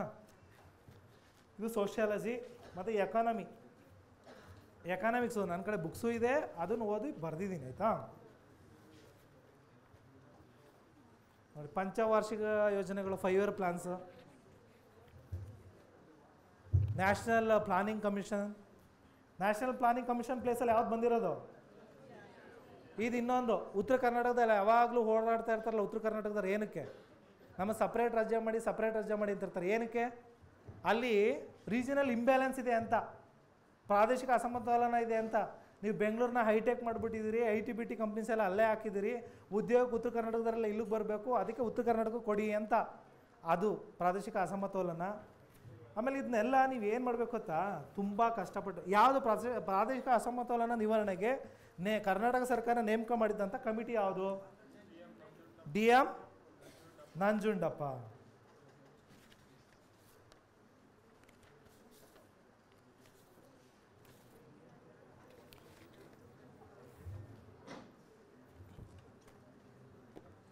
ಇನ್ನು ಸಬ್ಜೆಕ್ಟ್ ಪರೀಕ್ಷೆಗಿದ್ದು ಹೇಳ್ಬಿಡ್ತೀನಿ ಫಸ್ಟು, ಆಮೇಲೆ ಹೋಗೋಣ. ಪರೀಕ್ಷೆ ಹಾಲ್ದು ಫಸ್ಟ್ ಹೇಳೋಣ. ಯಾಕಂದ್ರೆ ಸಬ್ಜೆಕ್ಟ್ ನಾನು ಹೇಳ್ದವಲ್ಲಿ ನೀವೆಲ್ಲರೂ ಓದ್ತೀರಾ. ಪರೀಕ್ಷೆ ಹಾಲಲ್ಲಿ ಪರೀಕ್ಷೆ ಬರೆಯೋಕ್ಕೆ ಹೋದಾಗ ನಮಗೆಲ್ರಿಗೂ ಒಂದು ತಲೆ ತಿಂತಿರೋ ವಿಷಯ ಏನು ಗೊತ್ತಾ? ನನಗಿಂತ ಪಕ್ಕದಲ್ಲಿರೋರು ಚೆನ್ನಾಗಿ ಓದಿದ್ದಾರೆ. ಕರೆಕ್ಟಾ? ವಾಯ್ಸ್ ಬರಬೇಕು ಇದಕ್ಕೆ, ಹೌದಾ? ಇವಳು ಆಡ್ತಿರೋದು ನೋಡಿದ್ರೆ 4-5 ಪೆನ್ ತಂದವಳೆ ಅಂದರೆ ಇವಳು ರಾತ್ರಿಯೆಲ್ಲ ಓದವಳೆ ಅಂತಲೇ ಅರ್ಥ. ನೋಡಿದ್ದೀರಾ ಕೆಲವೊಬ್ರು 4-5 ಪೆನ್ನು OMR ಫಿಲ್ ಮಾಡೋಕ್ಕೆ ಬತ್ತೇ ಇರಲ್ಲ. ನಾವು ನೋಡಿರೋದು ಇದನ್ನ registration number, phone number tick ಮಾಡಿರ್ತಾರೆ. ಪರೀಕ್ಷೆ ಹಾಲಲ್ಲಿ ನಿಮ್ಮ ಪೇಷನ್ಸು ಫುಲ್ ಕಾಮಾಗಿರಬೇಕು. ನಿಮ್ಮ ಮೈಂಡ್ ಆ್ಯಟಿಟ್ಯೂಡ್ ಇದೆಯಲ್ಲ, ಅದು ಯಾವ್ಯಾವ್ದ್ರ ಬಗ್ಗೆ, ಆಮೇಲೆ ಏನೇನೋ ಹಳೇದು ಕಾನ್ಸೆಪ್ಟು ನಾನು ಓದಿಲ್ಲ. ಇನ್ನೊಂದು ವಿಷಯ ನೀವು ತಿಳ್ಕೊಬಿಡಿ, ಜಗತ್ತಿಗೆ ಗೊತ್ತಿಲ್ಲದೆ ಇರೋ ಸತ್ಯ, ಯಾವುದೇ ಕಾಂಪಿಟೇಟಿವ್ ಆಸ್ಪಿರೆಂಟ್ 100% ಪ್ರಿಪೇರ್ ಆಗೋಕ್ಕೆ ಸಾಧ್ಯ ಇಲ್ಲ, 100% ಸಿಲೆಬಸ್ ಮುಗ್ಸೋಕ್ಕೂ ಸಾಧ್ಯ ಇಲ್ಲ, 100% ಐ ಆಮ್ ಕರೆಕ್ಟ್ ಅಂತ ಹೇಳೋಕ್ಕೂ ಸಾಧ್ಯನೇ ಇಲ್ಲ. 7-8 ಅವರ್ ಓದಿದ್ದೀನಿ ಅಂತ ಅಂದರೆ ಅವರು ಏನು ಮಾಡಿರ್ತಾರೆ, ಮೊಬೈಲಲ್ಲಿ 4 ಅವರು, ಬುಕ್ಸ್ನ 1 ಅವರ್ ಕಳೆದಿರ್ತಾರೆ. ನೀವು 8 ಅವರ್ ಓದಿದ್ದೀನಿ ಅಂತ ತಕ್ಷಣ ಎದುರ್ಕೊಬಿಟ್ಟು ನೀನು ಬರೋವನು ಮರ್ತ್ಕೋಬಾರ್ದು. ಓಕೆನಾ? ಫಸ್ಟು ನಿಮ್ಮ ಲೈಫಲ್ಲೂ ಅಷ್ಟೇ, ಪರೀಕ್ಷೆಯಲ್ಲೂ ಅಷ್ಟೇ, don't compare to anybody. I am strongest person, I am prepared very well, I am definitely selected candidate. ಇಷ್ಟೇ ನಿನ್ನ ತಲೆಯಲ್ಲಿ ಇರಬೇಕು. ಬೇರೆಯವ್ರ ಬಗ್ಗೆ ಯೋಚಿಸ್ದೆ, ಅವ್ರ ಕೆಲಸ ಹೋಯ್ತು, ಅವ್ರಿಗೆ ಹೋಯ್ತು, ನೀನು ಮತ್ತೆ ವಾಪಸ್ ಬರೋದು. ಹೀಗೆ ಒಂದು ಎಕ್ಸಿಬಿಷನ್ ನಡೀತಾ ಇರ್ತದೆ. ಏನೋ ಎಕ್ಸಿಬಿಷನ್ನು. ನನ್ನ ಫ್ರೆಂಡ್ ಒಬ್ಬ ಅನ್ಎಂಪ್ಲಾಯ್, ಅವನೇನು ಮಾಡ್ತಾನೆ, ನನಗೆ ಕಾಲ್ ಮಾಡ್ತಾನೆ, ನನಗೊಂದು ಕೆಲಸ ಬೇಕಿತ್ತು ಮಗ, ಕೆಲಸ ಕೊಡಿಸಿದ್ರೆ ನನಗೆ ಹೆಲ್ಪ್ ಆಗುತ್ತೆ, ಮದುವೆ ಹುಡುಗಿ ನೋಡ್ತವ್ರೆ, ಮದುವೆ ಬೇರೆ ಮಾಡಿಬಿಡ್ತಾರೆ, ಜೀವನ ಮಾಡೋಕ್ಕೆ ನನಗೇನು ಆಧಾರ ಇಲ್ಲ, ಒಂದು ಕೆಲಸ ಕೊಡಿಸು ಅಂತ. ಆವಾಗ ನಾನು ಅವ್ನಿಗೆ ಹೇಳ್ತೀನಿ, ಆಯಿತು ಕಣ, ಕೇಳ್ಬಿಟ್ಟು ಹೇಳ್ತೀನಿ ನಿನಗೆ ಅಂತ. ಫೋನ್ ಮಾಡಿ ನೆಕ್ಸ್ಟ್ ಡೇ ಹೇಳ್ತೀನಿ, ಇಲ್ಲೊಂದು ಕೆಲಸ ಇದೆ ಅಂತೆ ಫ್ಯಾಕ್ಟ್ರಿನಲ್ಲಿ, ಬಾ ಮಾಡು, ಒಂದು 8,000 ಕೊಡ್ತಾರೆ, ಹಳ್ಳಹಳ್ಳಿಗಳ ಮೇಲೆ ಹೋಗಬೇಕು ಕೆಲಸಕ್ಕೆ, ಫೀಲ್ಡ್ ಡ್ಯೂಟಿ ಅಂತ ಹೇಳ್ತೀನಿ. ಅವನಂತಾನೆ, ಮಗ ನಾನು ಓದಿರೋದು ಮಾಸ್ಟರ್ ಡಿಗ್ರಿ, ಹಳ್ಳಹಳ್ಳಿ ಮೇಲೆ ಹೋದ್ರೆ ಅಲ್ಲಿ ಗೊತ್ತಿರಲ್ಲೇ ಇರ್ತಾರೆ, ನಾನು ಮರ್ಯಾದೆ ಏನಾಗಬೇಕು, ಬೇಡ ಬಿಡು, ಬೇರೆ ಯಾವ್ದಾರು ಇದ್ರು ಹೇಳು ಅಂತ ಹೇಳ್ತಾನೆ. ಸರಿ ಆಯ್ತು ಬಿಡಪ್ಪ, ನೋಡೋಣ ನಿನ್ನ ಘನತೆಗೆ ತಕ್ಕನಾದದ್ದೇ ಹುಡ್ಕೋಣ ಅಂತ ಹೇಳ್ಬಿಟ್ಟು ಇನ್ನೊಂದು 2 ದಿನ ಬಿಟ್ಟು ಮತ್ತೊಂದು ಫೋನ್ ಮಾಡ್ತೀನಿ, ಮಗ ಇನ್ನೊಂದು ಕೆಲಸ ಐತೆ, ಇದ್ಯಾವುದೋ ಮೆಡಿಕಲ್ ರೆಪ್ ಅಂತೆ, ಪ್ರತಿಯೊಂದು ಮೆಡಿಕಲ್ಗೆ ಹೋಗಿ ನೀನು ಔಷಧಿಗಳನ್ನ ಕೊಡಬೇಕು, ಒಂದು 12,000 ಕೊಡ್ತಾರೆ, ಇನ್ಸೆಂಟಿವ್ ಬೇರೆ ಸಿಗುತ್ತೆ ಅಂತ ಹೇಳ್ತೀನಿ. ಮಗ ಬೈಕಲ್ಲಿ ಓಡಾಡೋದ, ನಾನು ಮೊದಲೇ ಇಷ್ಟೊಂದು ಫೇರ್ ಆ್ಯಂಡ್ ಹ್ಯಾಂಡ್ಸಮ್ ಆಗಿದ್ದೀನಿ, ಬಿಸಿಲಲ್ಲಿ ಓಡೋದ್ರೆ ಮುಖ ಕಪ್ಪಾಗುತ್ತೆ, ಬೇರೆ ಯಾವ್ದಾರು ಇದ್ದರೆ ಹೇಳು ಅಂತಾನೆ. ಸರಿ ಆಯಿತು, ನನಗೆ ಮತ್ತೊಬ್ಬ ಯಾರೋ ನನಗೆ ಗೊತ್ತಿರೋನು ಎಕ್ಸಿಬಿಷನ್ ನಡೆಸೋ ನನ್ನ ಕಡೆನೇ ಪರ್ಮಿಷನ್ ತೊಗೊಂಡಿರ್ತಾನೆ. ಅವ್ನಿಗೊಂದು ಕೇಳ್ತೀನಿ, ನೋಡಪ್ಪ ನಮ್ಮ ಹುಡುಗಂಗೊಂದು ಕೆಲಸ ಬೇಕು, ಅನ್ಎಂಪ್ಲಾಯ್ ಇದ್ದಾನೆ, ಕೆಲಸ ಕೊಡು ಅಂತ. ಸರಿ ಸರ್, ನೀವು ಹೇಳಿದ್ಮೇಲೆ ಇಲ್ಲ ಅನ್ನೋಕ್ಕಾಗತ್ತಾ, ಕಳಿಸಿ ಅಂತ ಹೇಳ್ತಾನೆ. ಸ್ಯಾಲ್ರಿ ಎಷ್ಟಪ್ಪ ಕೊಡ್ತೀಯ ಅಂತೀನಿ, 20,000 ಅಂತಾನೆ. ಅವ್ನು 12,000, ಅವ್ನು 8,000 ಹೇಳಿದ್ದ. ಇನ್ನು ನಮ್ಮ ಹುಡುಗಂಗೆ ಹೇಳ್ತೀನಿ, ಮಗ ಇಲ್ಲೊಬ್ರು ನನಗೆ ಗೊತ್ತಿರೋರವ್ರೆ ಒಂದು ಎಕ್ಸಿಬಿಷನಲ್ಲಿ ಹೇಳಿದ್ದೀನಿ ಕೆಲಸಕ್ಕೆ 20,000 ಕೊಡ್ತಾರಂತೆ, ಕೆಲಸಕ್ಕೆ ಹೋಯ್ತೀಯಾ ಅಂತ ಕೇಳ್ತೀನಿ, ಹೋಗ್ತೀಯಾ ಅಂತ. ಅವನಿಗೆ 2 ಸರಿ ಆಲ್ರೆಡಿ ಕೆಲಸ ಸಿಗದೇ ಇರೋದು ಬೇಜಾರಾಗ್ಬಿಟ್ಟಿರುತ್ತೆ. ಕೊನೆಗೆ ಎಕ್ಸಿಬಿಷನ್ ಅಲ್ವಾ, ಎಲ್ಲೋ ಒಂದು ಕಡೆ ಸ್ಟ್ಯಾಂಡಪ್ ವರ್ಕ್ ಅಲ್ವಾ, ಇರೋ ಕಡೆ ಮಾಡೋದಲ್ವಾ, ಸರಿ ಮಗ ಹೋಗ್ತೀನಿ ಅಂತಾನೆ. ಏನು ಕೆಲಸ ಅಂತ ನನಗೂ ಗೊತ್ತಿಲ್ಲ, ಎಕ್ಸಿಬಿಷನನ್ನು ನಾನು ಕೇಳೋಕ್ಕೆ ಹೋಗಲ್ಲ. 20,000 ಅನ್ನೋದು ಅಂದೇ, ನಮ್ಮದು ಯಾವುದೋ ಹೈಲೈಟ್ ಪಾಯಿಂಟು, ನಮಗೆ 20,000 ಸ್ಯಾಲ್ರಿ. ಸರಿ ನಮ್ಮ ಹುಡುಗ ಕೆಲಸಕ್ಕೆ ಹೋಗ್ತಾನೆ ಎಕ್ಸಿಬಿಷನ್ಗೆ. ಅಲ್ಲೋಗ್ಬಿಟ್ಟು ಜಾಯ್ನ್ ಆಗಿಬಿಟ್ಟು ಸರ್ ಏನು ಕೆಲಸ ನಂದು ಅಂತ ಕೇಳ್ತಾನೆ. ನೋಡಪ್ಪ ಇದು November December up to February tourism time, ಇದು ಟೂರಿಸ್ಟ್ಗಳು ಹೆಚ್ಚಾಗಿ ಬರ್ತಾರೆ. ನಾನು ಎಕ್ಸಿಬಿಷನಲ್ಲಿ ಒಂದು ಚಿಂಪಾಂಜಿ ತಂದಿದ್ದೆ, ಆ ಚಿಂಪಾಂಜಿ ಸತ್ತೋಗ್ಬಿಟ್ಟೈತೆ, ಅದರದ್ದು ವೇಷ ಐತೆ, ಅದನ್ನು ಹಾಕೊಂಡು ನೀನು ದಿನ ಕುಣಿ, ಸ್ವಲ್ಪ 20,000 ಕೊಡ್ತೀನಿ, ಹೆಚ್ಚು ಟೂರಿಸ್ಟ್ ಬಂದಂಗೆ ನಿಂಗೆ ಇನ್ಸೆಂಟಿವ್ ಕೊಡ್ತೀನಿ ಅಂತ ಹೇಳ್ತಾನೆ. ಇವನು ಯೋಚಿಸ್ತಾನೆ, ಮೆಡಿಕಲ್ದು ಹೇಳ್ದ ಅದನ್ನು ಬೇಡ ಅಂದೆ, ಯಾವುದೋ ಇಂಡಸ್ಟ್ರಿದು ಹೇಳ್ದ ಅದು ಬೇಡ ಅಂದ, ಇದು ವೇಷ ಹಾಕೊಳ್ಳೋಣ ಮುಖ ಯಾರಿಗೂ ಕಾಣಿಸೋದಿಲ್ವಲ್ಲ, ಬೆಸ್ಟ್ ಅಲ್ವಾ ಇದನ್ನೇ ಮಾಡೋಣ ಅಂತ ಚೂಸ್ ಮಾಡ್ತಾನೆ. ಓಕೆನಾ? ಸರಿ ಚೂಸ್ ಮಾಡಿಬಿಟ್ಟು ಏನು ಮಾಡ್ತಾನೆ, ಅವನು ಹೇಳಿರ್ತಾನಲ್ಲ, ನೀನು ವರ್ಕೌಟ್ ಮಾಡಿದ್ರೆ, ನೀನು ಅಟ್ರ್ಯಾಕ್ಟ್ ಮಾಡಿದ್ರೆ ಜನಗಳನ್ನ, ಮಕ್ಕಳನ್ನ ಅಟ್ರ್ಯಾಕ್ಟ್ ಮಾಡಬೇಕಲ್ವ, ಚಿಂಪಾಂಜಿ ಎಲ್ಲ ಮಕ್ಕಳು ಜಾಸ್ತಿ ಬರಬೇಕಂದ್ರೆ, ಇವನು ಏನು ಮಾಡ್ತಾನೆ, ತುಂಬ ಫುಲ್ ಅಟ್ರಾಕ್ಟಿವ್ ಆಗಿ ಒಂದೇನೋ ಸ್ಟಂಟ್ಸು ಅದು ಇದೆಲ್ಲ ಮಾಡೋಕ್ಕೆ ಹೋಗ್ತಾನೆ, ಎಲ್ಲ ಹಾಕ್ಕೊಂಡು ವರ್ಕ್ ಮಾಡೋಕ್ಕೆ ಸ್ಟಾರ್ಟ್ ಮಾಡ್ತಾನೆ. ಸರಿ ಏನು ಮಾಡಿದ್ರೆ, ಹುಡುಗ ಇನ್ನೂ ಬೇರೆ ಮದುವೆ ಆಗಿಲ್ಲ, ಹುಡುಗಿ ಬೇರೆ ಹುಡುಕ್ತಾವ್ರೆ, ಒಳ್ಳೆ ಕಲರ್ಫುಲ್ ಹುಡುಗಿರು ಬರ್ತಾ ಇರ್ತಾರೆ, ಏನೋ ಜೋಶು ತೋರ್ಸೋಣ ಸ್ಟಂಟು ಅಂದ್ಬಿಟ್ಟು ಒಂದು ಮರದಿಂದ ಇನ್ನೊಂದು ಮರಕ್ಕೆ ನೆಗೆನ ಸಿಂಪಲ್ಲಾಗಿ ಅಂತ ಹೋಗ್ಬಿಟ್ಟು ಹುಲಿ ಬೋನೊಳಗೆ ಬಿದ್ದೋಗ್ಬಿಡ್ತಾರೆ. ಹುಲಿ ಬೋನೊಳಗೆ ಬಿದ್ದೋಗ್ಬಿಟ್ಟು ಇವನಿಗೆ ವೇಷ ಹಾಕಿರೋದು ಮರ್ತೋಗ್ಬಿಡುತ್ತೆ. ನಾನು ಚಿಂಪಾಂಜಿ ಅನ್ನೋದೇನಾಗುತ್ತೆ, ಮರ್ತೋಗುತ್ತೆ. ಅಯ್ಯಯ್ಯೋ ಕಾಪಾಡಿ ಕಾಪಾಡಿ, ಹುಲಿ ತಿನ್ನುತ್ತೆ ಅಂತ ಬಿಡ್ಕತ್ತಾನೆ. ಹುಲಿದು ತಲೆ ಹೊಡಿತದೆ, ಸುಮ್ಮನಿರೋ ನನ್ನ ಇನ್ಸೆಂಟಿವ್ ಹಾಳು ಮೇಡಮ್ ಮಗನೇ, ಹೋಗು ನಿನ್ನ ಬೋನ್ಗೆ ಅಂತ.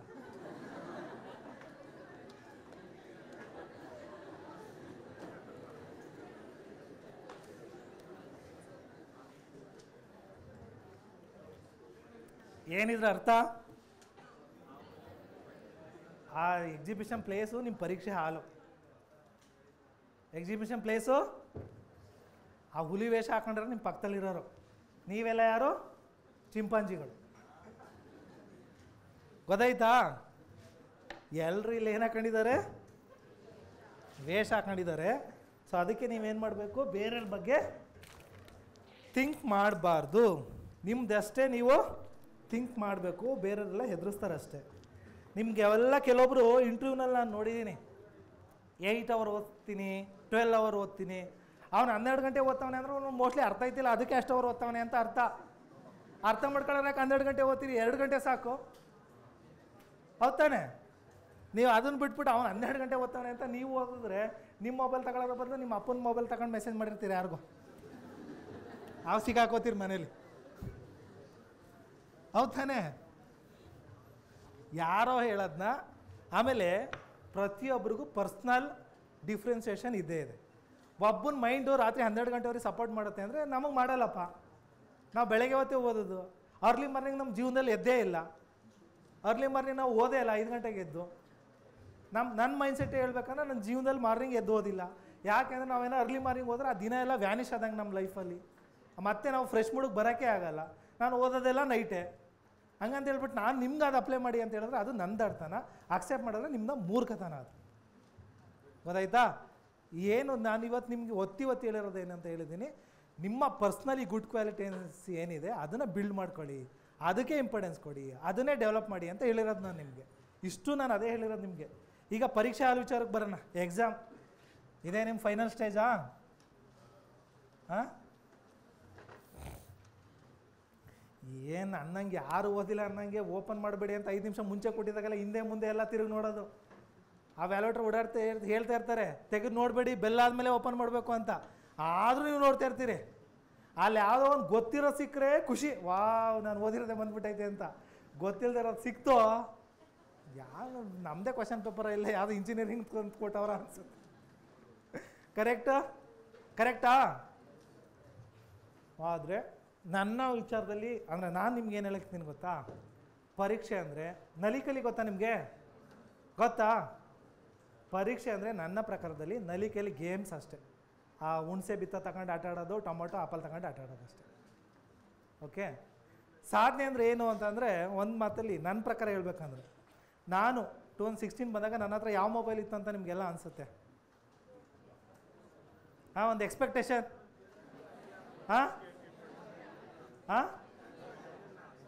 MTS ಯಾವುದಿತ್ತು ಗೊತ್ತು? ಕೇಳೇ ಇಲ್ಲ ಇವ್ರನ್ನ. ನಮಗಿಂತ ಅಪ್ಪರ್ ಗ್ರೇಡಲ್ಲಿರೋ MTS ಅಂದರೆ ಗೊತ್ತಿಲ್ಲ. MTS ಅಂದರೆ 399 ರೂಪಾಯಿಗೆ ಸಿಗ್ತಾಯಿತ್ತು ಅಷ್ಟೇ. ಅದು MTS ವಿತ್ತು ಫ್ರೀ.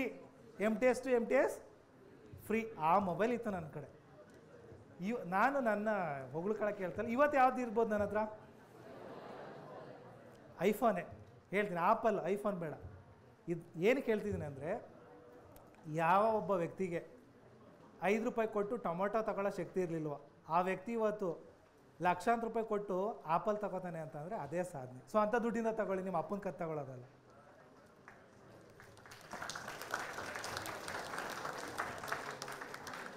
ಓಕೆನಾ?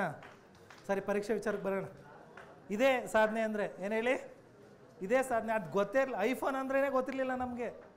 ಐಫೋನ್ ಅಂದ್ರೇ ಗೊತ್ತಿರಲಿಲ್ಲ. ಈಗಲೂ ನಾನೇನು ತಗೊಳ್ಳಿಲ್ಲ, ನಮ್ಮ ಮನೆಯವ್ರು ಕೊಡ್ಸಿದ್ರೆ ನೀನು ಹಂಗೆಲ್ಲ ಇಟ್ಕೋಬಾರ್ದು ಅಂದರೆ ಈಗೆಲ್ಲ ಬೇಕಲ್ಲ, ಸರಿ ಹಂಗಂತ ಹೇಳ್ಬಿಟ್ಟು ಈಗ ಯಾವುದನ್ನು ಬೇಕಾದ್ರೂ ತಗೊಳ್ಳೋ ಶಕ್ತಿ ಇದೆ. ಆವಾಗ ನಾವು ನಿಜ ಪ್ರಾಮಾಣಿಕವಾಗಿ ಹೇಳಿದ್ದು, ನಾನು ನಿಮ್ಮ ಮುಂದೆ ಹಂಚ್ಕೊಂಡು ಹೇಳ್ತಾ ಇಲ್ಲ, ಟೊಮೊಟೊ ತಗೊಳ್ಳೋಕ್ಕೂ ನಮ್ಮ ಹತ್ರ ಶಕ್ತಿ ಇರಲಿಲ್ಲ. 5 ರೂಪಾಯಿ ಕೊಟ್ಟು ಟೊಮೊಟೊ ತಗೊಳ್ಳೋಕ್ಕೂ ಶಕ್ತಿ ಇರಲಿಲ್ಲ. ಇವತ್ತು ಹೇಳಿದ್ರೆ ಒಂದು ಲೋಡ್ ಟೊಮೊಟೊ ತಂದು ಸುರಿ ಅಂದ್ರೆ ಸುರಿದೋಯ್ತಾನೆ ಮನೆ ಮುಂದೆ. ಈಗ ಈ ಥರ ಬೆಳೀರಿ ಅಂತ, ಓಕೆನಾ? ಟೊಮೊಟೊ ಬೆಳೀರಿ ಅಂತ ಅಲ್ಲ, ನೀವು ಬೆಳೀರಿ ಅಂತ. ಒಂದು ವರ್ಷ ಟೊಮೊಟೊ ಅದೇನೋ ಇವನು ಯಾರು ವರ್ತೂರು ಸಂತೋಷ 2 ಕೋಟಿ ಬೆಳೆದ ಅಂತ ನೀವು ಟೊಮೊಟೊ ಬೆಳ್ಕೊಂಡು ಕೂತ್ಕೊಂಡ್ರೆ ಸಂತೆಲಿ ತಂದ್ಬಿಟ್ಟು ಸುರಿದೋಗ್ಬೇಕಾಯ್ತದೆ. ಜಾಗ ಇಲ್ಲದೆ ಮುನ್ಸಿಪಾಲಿಟಿಯವ್ರು ಹೊಡೆದು ಕಳಿಸ್ತಾರೆ ನಿಮಗೆ. ಇಲ್ಲೇ